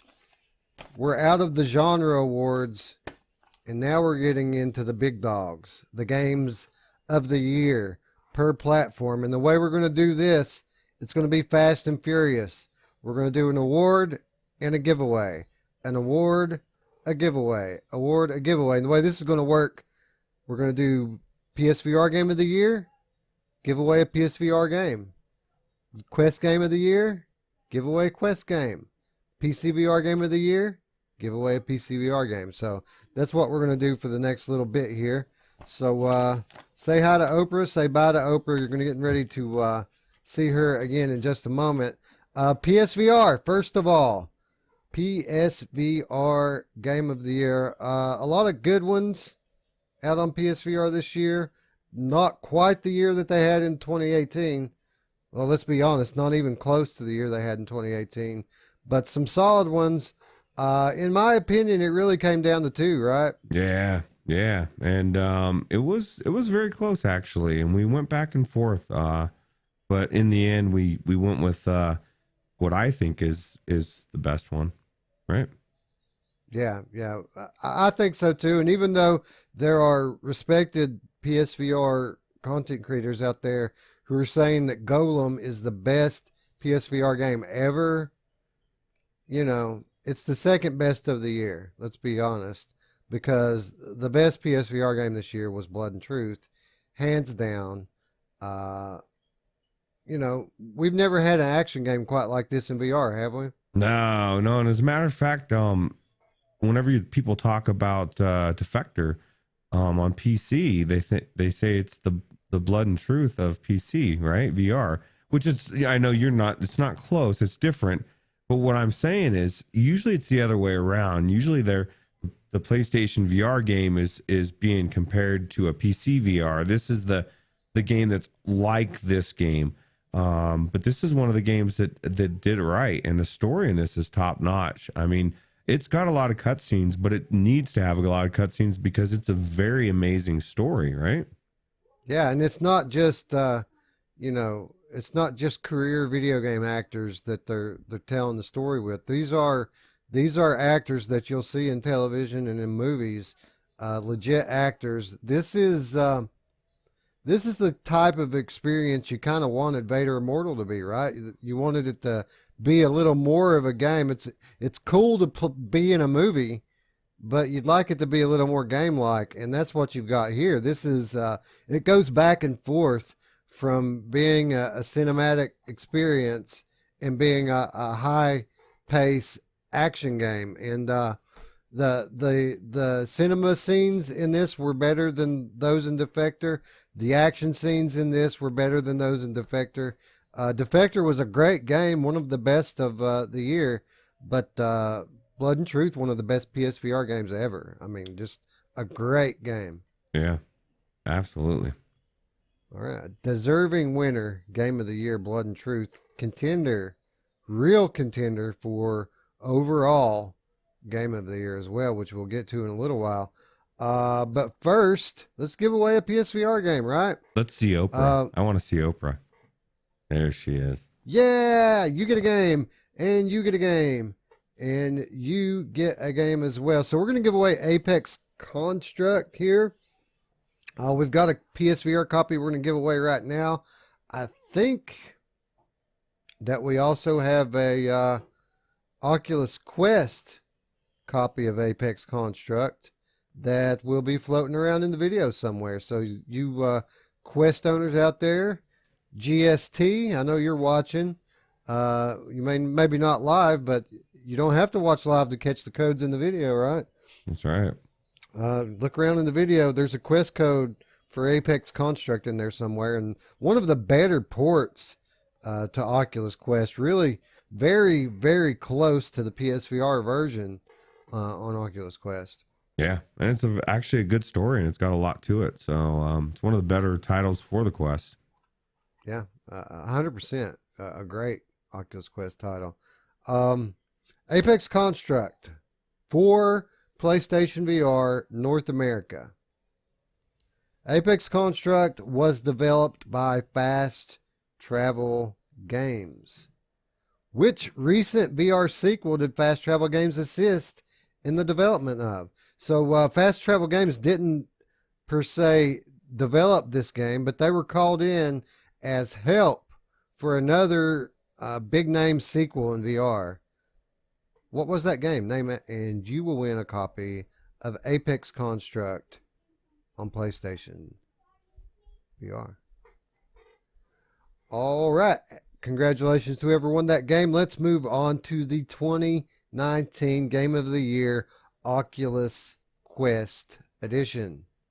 Boom, there it is. The beautiful hardware. I mean, who doesn't want that trophy? Yeah, Rich, right? I want that trophy right now, actually. Well, actually, I want the Quest, just to have it on, not to use it, just to have it over there on my shelf and look at it. And Yeah, I'm enjoying having it on my shelf on a daily basis. yeah. Well, your family, I swear, dude, your family does use the hell out of that. Your wife's always bringing it in, charging it. Your kids are grabbing it and playing it, whenever we're doing the show and talking about stuff. So that's cool. Yeah, you actually see it, right? When we're not actually recording, how they're running in and out of here, and it's always the Quest, right? They're always grabbing the Quest. They've got a PlayStation VR in there, dude, with like 5 times the games on it. Yeah. But they're coming in here and grabbing the Quest every time. Yeah, I don't blame them. Quest is just that something about the freedom of the tracking menu that goes for PC as well. It's I love the PlayStation VR, but just being limited and moving, and that's the one thing that I agree 100% with about PSVR with Main Fan. It is a friction of some sort. It's like I do think about it before I play it. I still play it, but it is on my mind. So I can't wait till PSVR 2 comes out and it's just fully 360. So. Yeah, that's the whole selling point of the Quest to somebody who already has VR. Sometimes you just don't want to mess with it, man. You just want to put it on and play, and that's the strength of it. You can just put it on and play. And yeah, I hear you. It's not as comfortable. Look, dude, if you didn't buy a VR cover, that's your problem. VR cover, I mean, if it was hurting their face, they wouldn't be coming here and getting it, would they, Ruuts? No. Well, they're kids and they want to play stuff, but still they wouldn't get it as much. But the bottom line is it's definitely made the covers made it able to be played. So yeah, you got to use the thick one. Get some cushion on that face, but it makes it bearable even without doing all the other BS with counterweights and audio straps and all that stuff. All I've got is the VR cover, and it's good enough. It really is. But what was the game of the year for the Quest, though? Man, I mean, what the hell? 200 games come out for this thing, or at least 150, right? Yeah, and we went back and forth on this. This is another one that was a little weird. We took the exact opposite of what we've said for a lot of the other things about the Quest, and we said, for it to be game of the year with so many different titles, it needs to be appealing on a lot of levels, but it needs to be something new, right? Something of a newer nature. We thought that, if it's going to be the game of the year on Quest, that it's going to contend for the game of the year overall. And if it's going to contend for the game of the year overall, then it needs to be a new title. It shouldn't be like a a 2-year-old port. So no Beat Saber here, no Super Hot, which, honestly, we were more hung up on Super Hot and the climb Mm. than we were about Beat Saber. But we kind of disqualified all that stuff. No, what was it? I Expect You to Die, Mm. GST voted for. None of that. So really, it came down to a couple of titles. I mean, there was Journey of the Gods was awesome. Vader Immortal, again, stepping into a Star Wars movie, just tremendous. The under. Red Matter, we actually really did consider Red Matter anyway because it's such a different version of Red Matter. Mhm. But in the end, what did we go with? It wasn't The Under Presents. That was another one that we considered. But we went with something that I think when everybody sees it, they'll agree, which is Pistol Whip. And just because it's got everything. It's got the polish. It's got the replayability. It's got the hook. It makes you want to go back in there time after time. And they're just they're already adding tracks. And I think this is the game of the year. Yeah, I agree wholeheartedly. And just like we said with Blood and Truth, a real contender for overall game of the year. I think out of all the contenders for the overall game of the year, this one's probably the most likely one that we're going to be playing a few months from now. As these story-driven campaigns get completed, we're still going to be playing Pistol Whip. We're still going to be getting levels for Pistol Whip.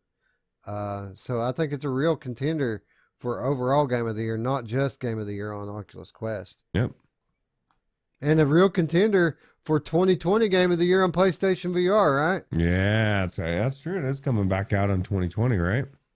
That's right. Yeah. We haven't got it on PSVR yet. It's coming though. All right. So yeah, a worthy winner for the big gold trophy there. Let's give away another Quest game. And this one's a good one, Roots. And one I really, really dig. Some people not so high on it, but I would contend race more than one race, bro. You might find that it's a little better than you thought. Deathlap on Oculus Quest. This game just came out a few weeks ago, and I've already put a pretty good piece of time into it. And we played together, had a blast, right? Yeah, this is one of those games that it takes a little bit of time to learn just that there actually is a shield to keep yourself from dying, and just all the different tricks and ways you can get your energy back. But yeah, this is a really solid racing game, and I love blowing people up. So who doesn't love that, right? Well, yeah, it's like it's the closest thing we have to like the Twisted Metal Road Rash style of gameplay in VR, and it does really have that feel to it, like that attitude that you kind of had with that free for all, wide open spaces, high speeds with guns. Only now you're in VR and you're aiming the guns with your hand in your eyes. Yeah. And you guys know what that means. It's a whole new level of immersion. Yeah, and one thing I will tell you, a lot of people, if you haven't used a wheel in VR, or I guess people have tried to play like Project Cars 2 and Assetto Corsa and stuff like myself without a wheel, and I'm like, man, this game, it sucks. Because it just sucks with a controller. You know what I mean? And so this game isn't designed for a wheel. It's designed for the controller, and it feels really good. So if you have any misconceptions about racing, or just you thinking about those other racing games, this game is not it. It definitely feels really good driving with the controller for sure. Yeah, a couple of options here. You can stick steer, so you can use the thumbstick to steer like a normal racing game, or you can actually in VR grab the steering wheel and steer like this. So I mean, it's really cool, and it's really well done. Really, my only knock on it is that there should be more tracks. I think there's only 5 tracks, but awesome big tracks with lots of shortcuts to discover. Just a fun game. Yeah. Anyway, for Deathlap on Oculus Quest, name the Swiss game developer that brought us Deathlap. Who's the dev that made Deathlap? Put that in the chat over there, and you could win a copy of Deathlap on Oculus quest. Quick GST. Yeah. Quick, get it. Yeah, get it. Get in there and let's race. Yeah. Little secret, guys. Just like most of these games, there's one going to the chat. There's another one hidden in this video somewhere. Now, the one hidden in the video is for Oculus Rift. But here's the beauty with Deathlap. It's cross-buy. So if you don't have an Oculus Rift and you do have an Oculus Quest, you can still grab that Rift code, claim it on your Rift account, and then go into the Quest store and you'll see Deathlap there for free. So when it comes to cross-buy titles, Quest games are Rift games and Rift games are Quest games. So this is one such case. That's cool. All right. Also the case with the Apex construct that we talked about a moment ago that's hidden in the video. The Quest key, that's also cross-buy. So, I mean, if you want it on Rift, find it. Find it and claim it. There's Quest people out there saying, shut up, Wes. Hey, dude, it is what it is. Yeah. We're a full service VR channel here. We don't just cater to the Questies. That's right.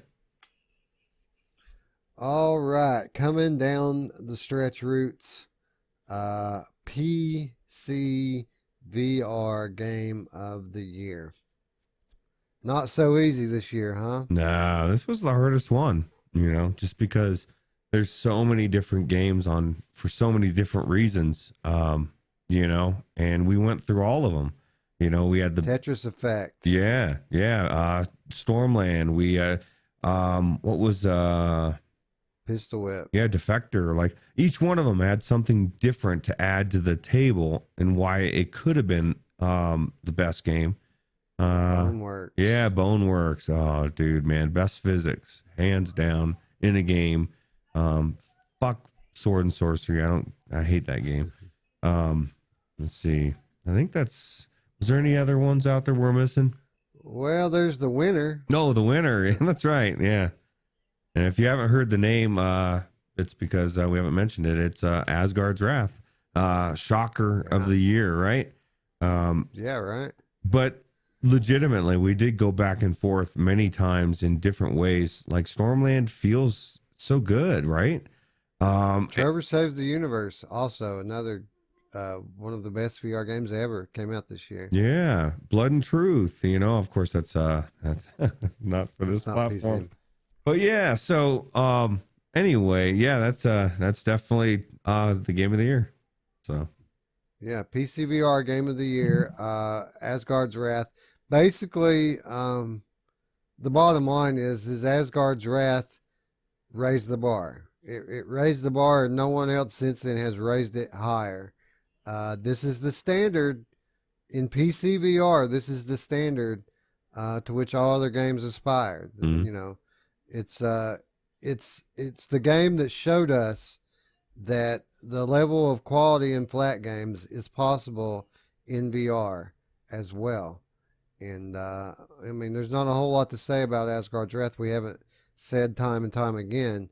It's a masterpiece. Yeah. It's an achievement, and definitely deserves to be the PC VR game of the year. Yeah, I miss Sharky. I need to get back into this game, man. I haven't got a good fist bump for like months, and I'm feeling a little fist bump deprived. Look at that big monster in the sky getting ready to tear up Jack. Yeah, this is this game. Like I said, every time I see this trailer, I want to play it, and I think I'm going to play it tonight when I get back from my family's. Yeah, probably will too if I still have an ounce of energy left in me after I edit this monster of a video. Oh yeah. All right, so PC VR game of the year. Let's give away a solid PC game, Roots, and a game that a lot of people overlook, but we've said it from day one. Freediver Triton Down, short as it may be, is friggin' awesome from start to finish, right? Yeah, it's next level, especially even on sale. We said, man, if you can get this game on sale, it makes it even better. But you can't get it better than free, right? Yeah, free. I think we have multiple copies of this one as well, right? So one in the chat, one in the video. Find it. Could be yours. Yeah. And trust me, highly recommended Free Diver. It's a swimming game. It's a deep diving swimming game. Completely intuitive controls, unlike any underwater game that in VR. Period. More like an outer space game the way you move around in it, using your hands to physically swim and go up and down. It's really unique, and we thought that was going to be the whole hook of this game, but it turns out the story that they attached to it, top notch, right? Yeah, and the sound was good. It was really immersive, and I've said this before. It's one of those games that as you're playing it, I'm like running out of air and I'm needing to get to air and I'm literally scrambling and I'm feeling panicked. And it's a game, dude. You know what I mean? Like if you can elicit that from me and make me feel like, oh God, I need to get up there and actually feel panicked, that means you're doing a good job, I believe anyway. Yeah, definitely. It's a great game. It really surprised me how good it was, and I'm happy. There's a reason why we're giving this one away with the game of the year. There's a reason, because it's good. You know, you've noticed the games have kind of gotten better as we've gone along. This one's toward the end. So what does that say about this game? It's a really good game. Yep. So any of you who would like to own Freediver Triton Down on Steam, Freediver and evasion developer Archiact has also acted as a publisher to many great VR games, such as Smashbox Arena, Pierhead Arcade, and Dread Halls. Bet you didn't know that, huh? Mm-mm. Which wave-based bullet hell game did Archiact publish for Rift, Vive, and PSVR? So they've published a bunch of games that you've heard of: Smashbox Arena, Pierhead Arcade, Dread Halls, and they also published a wave-based bullet hell game for Rift, Vive, and PSVR. Name that game, and you will win a copy of Freediver Triton Down on Steam. All right, we're getting down to the wire here, Roots. 3 more awards to go, 1 more giveaway, and then we're going to call it a show. And so before we get to the overall game of the year, there's a couple of more basic awards, some of the category awards we want to give away. First of all, the Old Shoe Award. And what the Old Shoe Award refers to is the game that just feels good to play. You know, you put on that old pair of shoes, it just fits. You kick up your feet, everything just feels right. And we thought we should recognize the game that just felt the best to play in VR. You know, we talk a lot about this game and that game being the total package, but really what it comes down to is which game is the funnest to play, right? Yeah, and what feels good, you know. We talked about it, and we talked about how Pistol Whip felt good, and it was fun, but it wasn't as fun as some other games. I don't know if there wasn't too much discussion, really. There was a couple of games we talked about, right?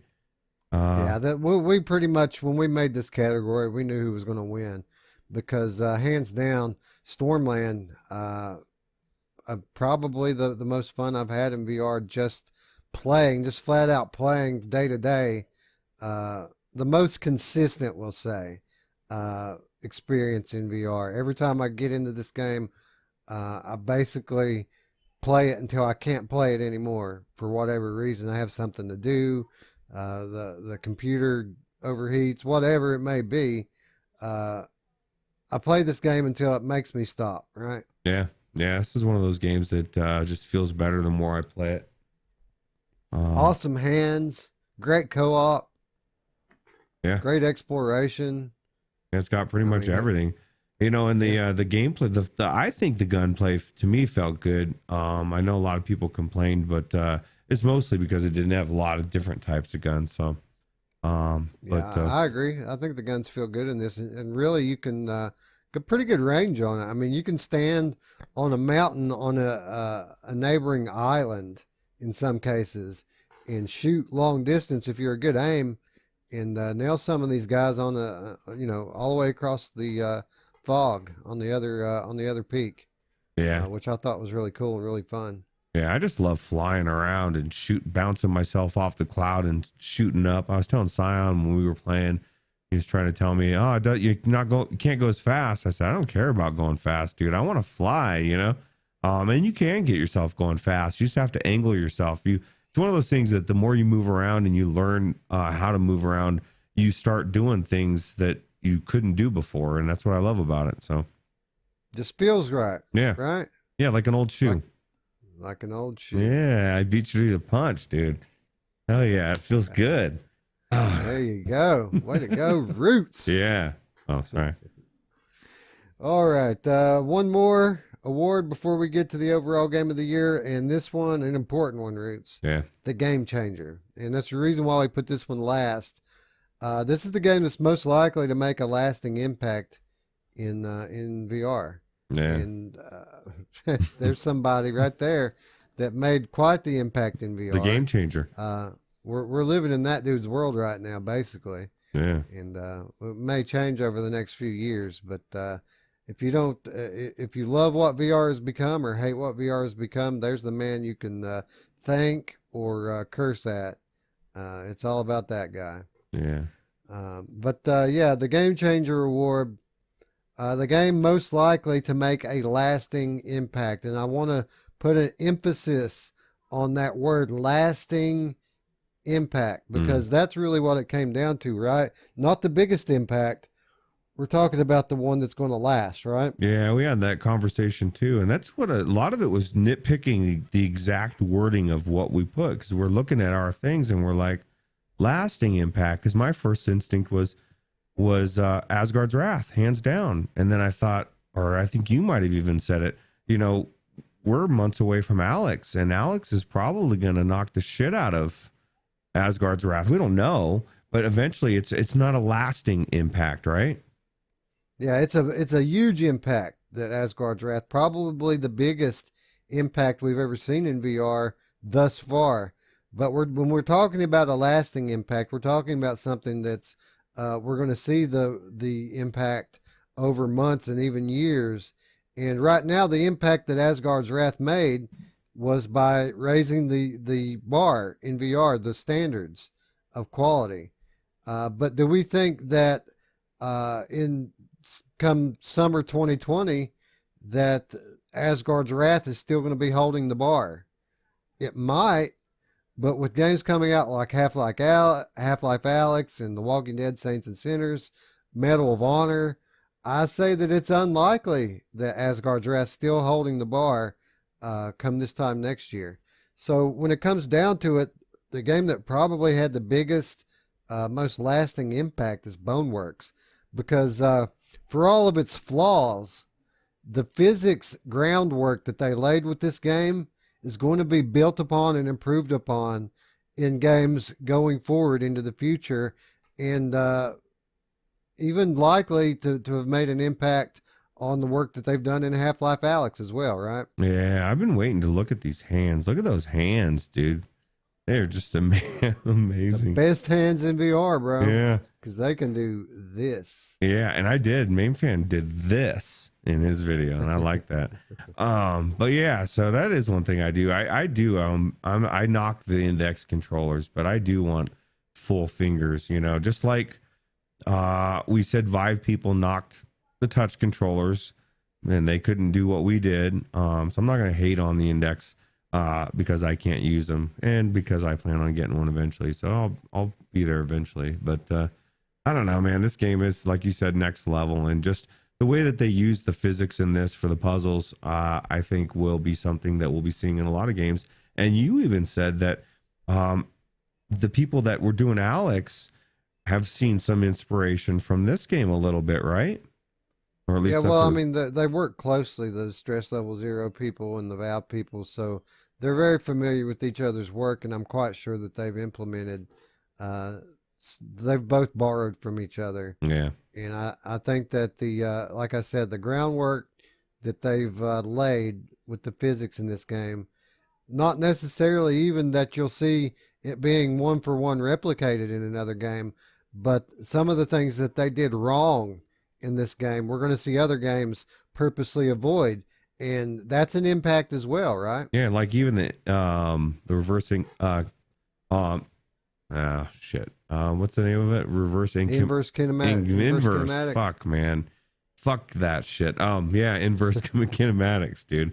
The arms don't work very well. So No, they don't. They're little spaghetti arms in here, aren't they? yeah. But it's fun though. It's a heck of a lot of fun. It's very different. One of the most, man, look at that. That's awesome. Yeah. It's one of the most different experiences, most unique experiences in VR.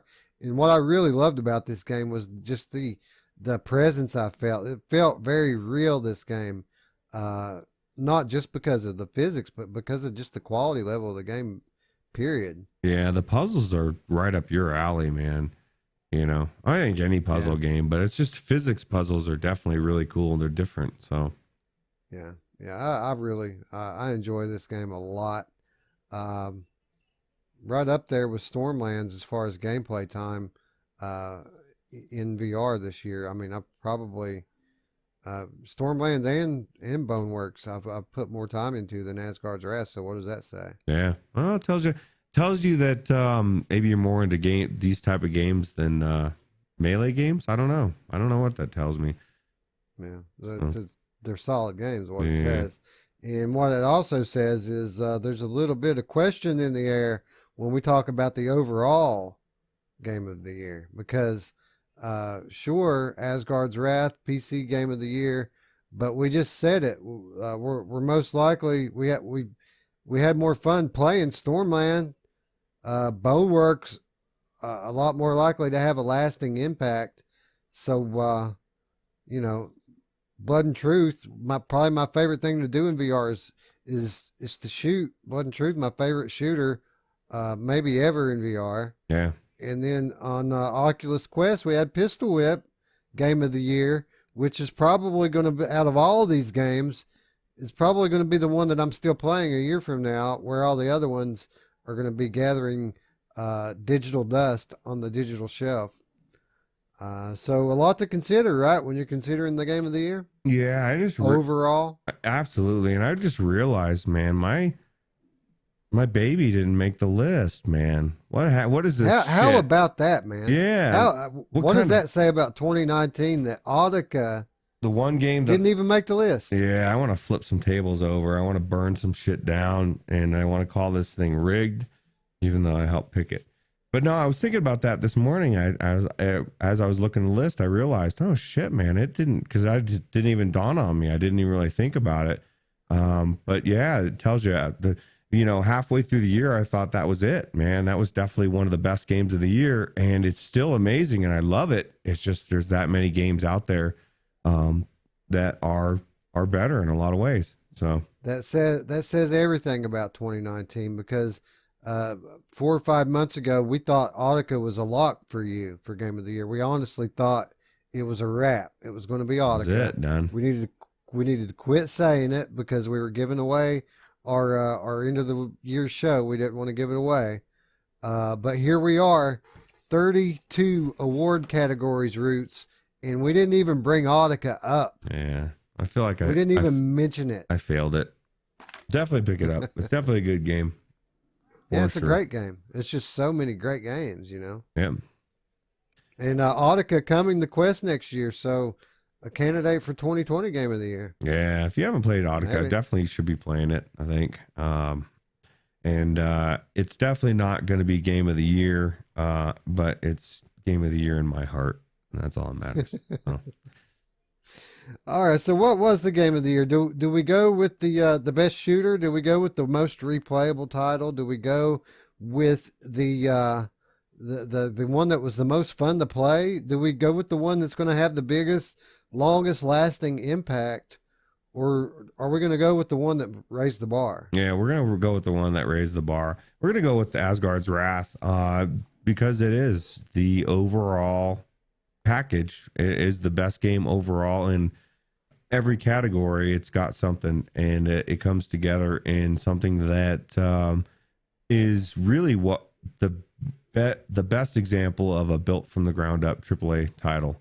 It does everything. It's got the quest, it's got the replayability, it's got the, at least at the 40 hours of replayability. It's good. It draws you in. You want to finish it. You've got all these side quests and missions and dungeons you're discovering, and it's amazing. And it's the one game that I tell people immediately. They say, I got a PC VR. What game do I get? I don't even care if it's Oculus, if it's Index. I tell them Asgard's Wrath. You need to get that, hands down, best game out there.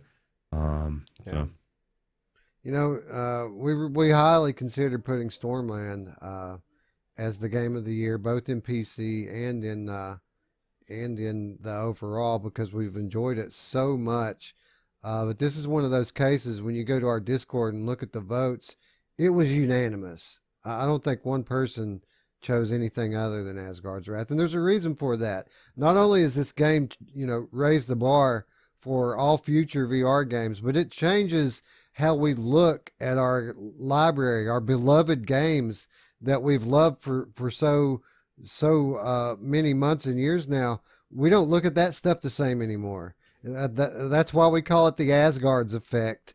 It's because of this game impacting every aspect within the software space, right? Yeah, this game made everything look, or not everything, but a lot of the games that I've played in the past look like tech demos. It's like the same. We finally got something that was like, okay, let me dig my teeth into. I only know a couple people that have finished this game, and I'm only halfway through, and I've already sunk more time into it than almost any game this year. So, yeah, I could just hang out at that pub playing the mini games for hours, dude. Like the axe throw and all that stuff that they have in there. It's just fun. It's just a fun world to be in. And beautiful. Slapping people, smashing bottles on them. That's Ruuts' thing. Yeah.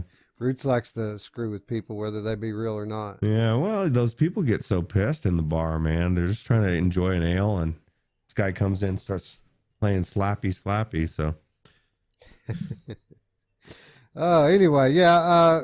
If there was any doubt, I mean, come on, dude. Asgard's Wrath. It's the year of Asgard's Wrath, and those are the stories this year, man. Oculus Quest, Asgard's Wrath, Half-Life Alyx. That's 2019 in a nutshell for you. Yep. And those three things right there have completely changed the landscape of VR heading into 2020. Nobody says VR is dead anymore. Not even Linus says it anymore. And this game a big part of the reason why. Yeah, absolutely. All right. Well, before we go and hand out all the thank yous that we've got for the people who have helped build this channel and build this episode specifically, let's give away one more game. Let's bring back Oprah one more time. And a good one to give away, right? Yeah, definitely. Actually, it's one of those ones that we keep talking about wanting to get back into, and they just upgraded the AI, and they just did a lot of upgrading the patch. Was it last week? Yeah, that was the biggest flaw with the game. With our first impressions, was the AI. You had guys running around all crazy, knocking themselves out on the wall, which it's cool that the enemies can knock themselves out on the wall. That's a kind of a little bit of an advancement from older games in itself. But Aspire 1 VR Operative, apparently, whereas during our playthrough it didn't really make you play it as a stealth game, apparently now, if you go into it and you put it on a harder difficulty, they say you have to be stealthy or you will die. And that's what I want to hear. So here we go. If you would like to own a copy of Aspire 1 VR Operative on Steam, answer this question for me, please. Just one copy, by the way. There is not any Aspire 1 keys floating around in the video. This one is for live chat only, for people who have stuck it out this whole 3+ hours or whatever. This one's for you guys. All right, so here's your question. The virtual strangers originally met in the message boards and chat rooms of another YouTube VR channel's community. Name this channel, name this community. All right, congratulations to who won that. I'm sure somebody jumped on that one pretty quick. it's pretty common knowledge where we met up at, but we're not going to say it. Everybody knows who's been with our channel for a week. They know where we came from. Mhm. So congratulations to that person, whoever they may be. Way to go, Jarillo. Yeah. Way to win that game. Drillo. Oh, wait a minute. Oh. No, Jarillo just won this game from Paolo, Triani's channel. So he can't win it. I mean, he can, but he doesn't need it. If you won that game, Jarillo, shame on you. What the fuck are you going after that game for, Jarillo? Damn it. All right. So thank yous are in order here. This has been probably our most epic episode to date, right, Ruuts? Yeah. It took a lot of time, a lot of planning, and it was really cool. A lot of help. A lot of help. It was really cool that a lot of developers gave so many keys, and as well as some of the people that watched the show as well. Yeah, so all of you guys out there enjoying all of these free games that you got from the chat, or you're about to go dig out of the footage, really who you have to thank here are the people who have supported our channel pretty much from the very get-go, or at least most of them anyway. We'd like to thank Archiact. Cool to us from the very get-go, from the time we got started when we were nobody. Archiact has pretty much propped us up, and it was really, really awesome people there, and we really appreciate their help, and we appreciate the keys they gave us for this. Same thing I could say for Fast Travel Games. Fast Travel Games, those guys were cool to me before I even had a channel, and they've continued to support us as we go on through 2019 and into 2020, getting close to our 1-year anniversary. One of the biggest reasons for our success is the support of Fast Travel Games. Thank you. Yep. Tessera Studios. Ruuts, Tessera Studios, we keep getting help from these guys, right? The developers of Intruders Hide and Seek. We appreciated their game, and they really appreciated our appreciation, didn't they? Yeah, it's kind of nice. It's one of the reasons, we have two things we want to do with our show, and one of them is let people know how awesome VR is, and let them know which games are good and which ones are not so good. And then the other is to help good developers get exposure, and it's a symbiotic thing. We need them, they need us. Well, not so much them needing us, but it's awesome. I like it. So. Yeah, at the top of the video, we detailed the dark times for VR when people were saying VR was dead and there wasn't much to play. Well, that would have really been true if it weren't for these developers. These small and mid-sized independent developers, these guys were making games when it wasn't profitable to make VR games. They were doing it for the love of the platform and for the potential that they saw. And if it weren't for developers like Fast Travel Games, like Archiact, like Tessera Studios, if it weren't for guys like that, we wouldn't have had games to play back then, and maybe VR would have been dead. Yeah. So everyone owes these developers a debt of gratitude. Yeah. Ozway Games coming through with Deathlap, giving us early access. I think we were one of, if not the first, content creator out there with content on Deathlap, weren't we? Yeah, that was kind of cool. It was out of the blue. It was we got to feel like one of the big boys for a day. Like, hey, we got the key first. Because usually it's Nathy and Mike and everybody that's been around, and to be fair, they've earned their spot, man. They've been doing it for years, and they put out great content. So it was just nice for once to get a nod, get a key early and be able to put out content first. So. Yeah, it was great. To this day, our most viewed video, like well over 3,000 views for that. A short, quick gameplay, and I didn't even do multiplayer in that. I just went into the single player, showed off the track, showed off a few cars, and people ate it up. Yeah. So, thank you, Ozway Games.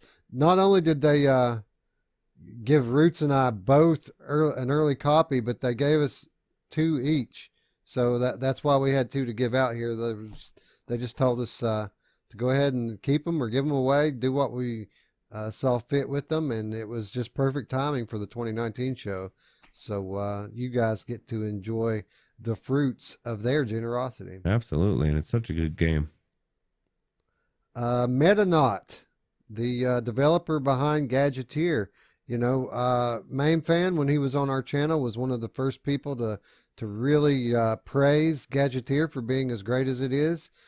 Peter from Metanaut recognized this, and he has been a loyal supporter of our channel ever since. And we want to thank him for giving us not only early access to the Quest version of Gadgeteer, but an extra key to give away during the 2019 show. So thank you. Yep. Tripwire Interactive, awesome developers, the developers behind Killing Floor Incursion, but also the publisher behind Aspire 1, giving us access to review that game. An awesome game, an awesome publisher. Thank you, Tripwire Interactive. Yep. We have a lot of great subscribers and community members, Roots, that have held our channel up over the last year.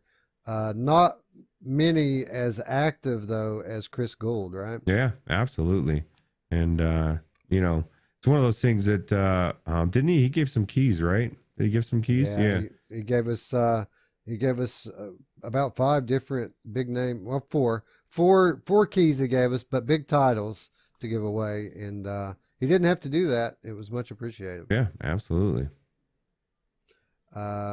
Same can be said for VR Spry Guy. Spry Guy gave us like 10 keys, VR games that he just happened to have laying around, just some spare keys, 10 games. Here you go, guys. Give them to the community. It's really cool. The Spry Guy, one of the most active members, always leaving comments, always in the Discord. Really cool. Yeah, we appreciate you for sure.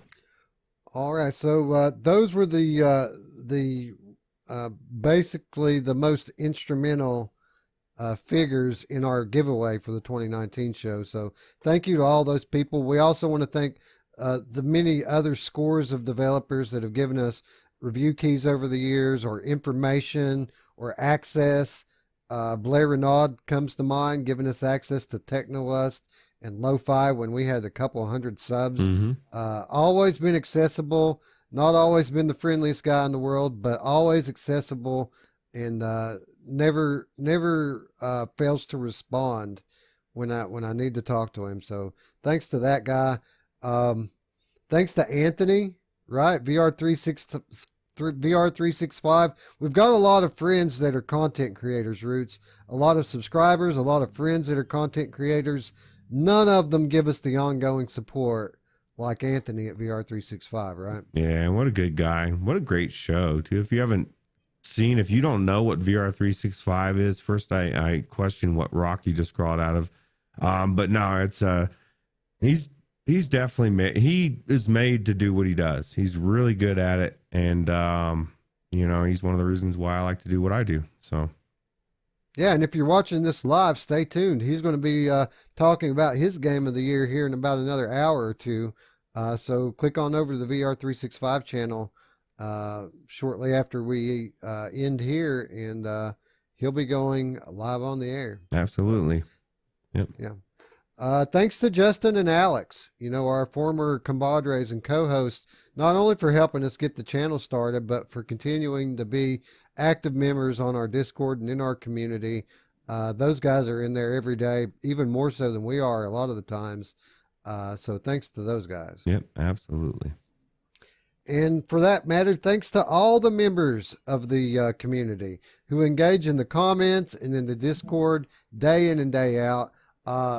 You guys are the reason why we do this. A lot of people are trying to build success and collect subscribers so they can get views and monetize. What we're trying to do here is build a community of like-minded people who love VR, and we're doing that. And it's not just because of what we're doing, it's because of what we're all doing. And your participation is invaluable in that endeavor, and we want to thank every member of our community, especially the ones that are daily active members. Thanks to all of you guys. I'm looking at you, Gerillo, right now. It's you. And last but not least, we want to thank everyone that has subscribed so far and everyone who has helped to spread the word about our channel. It isn't the easiest thing to grow a channel that's primarily based in discussion and keep original content concepts. It would be a lot easier for us to do the cookie cutter stuff that you see all the other guys doing. We'd grow a lot faster if we did that stuff. But again, we're trying to build a like-minded community here, and we are growing. We're growing. What we're doing, it's working. So keep it up. And again, thank you to all of you. It means the world. Thanks so much. Yeah, I can't believe we're gonna end this on Oprah, man. Like, that's just not was not my plan. Okay, so we'll go back to split screen and we'll go to normal everyday world here. All right. So with all of that said, thank you to all of you, anybody that's been involved with our channel over the last year.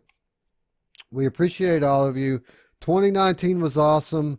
2020 is going to be way better. For Roots, I'm Wes. We'll see you next year, folks. Happy New Year. Take it easy.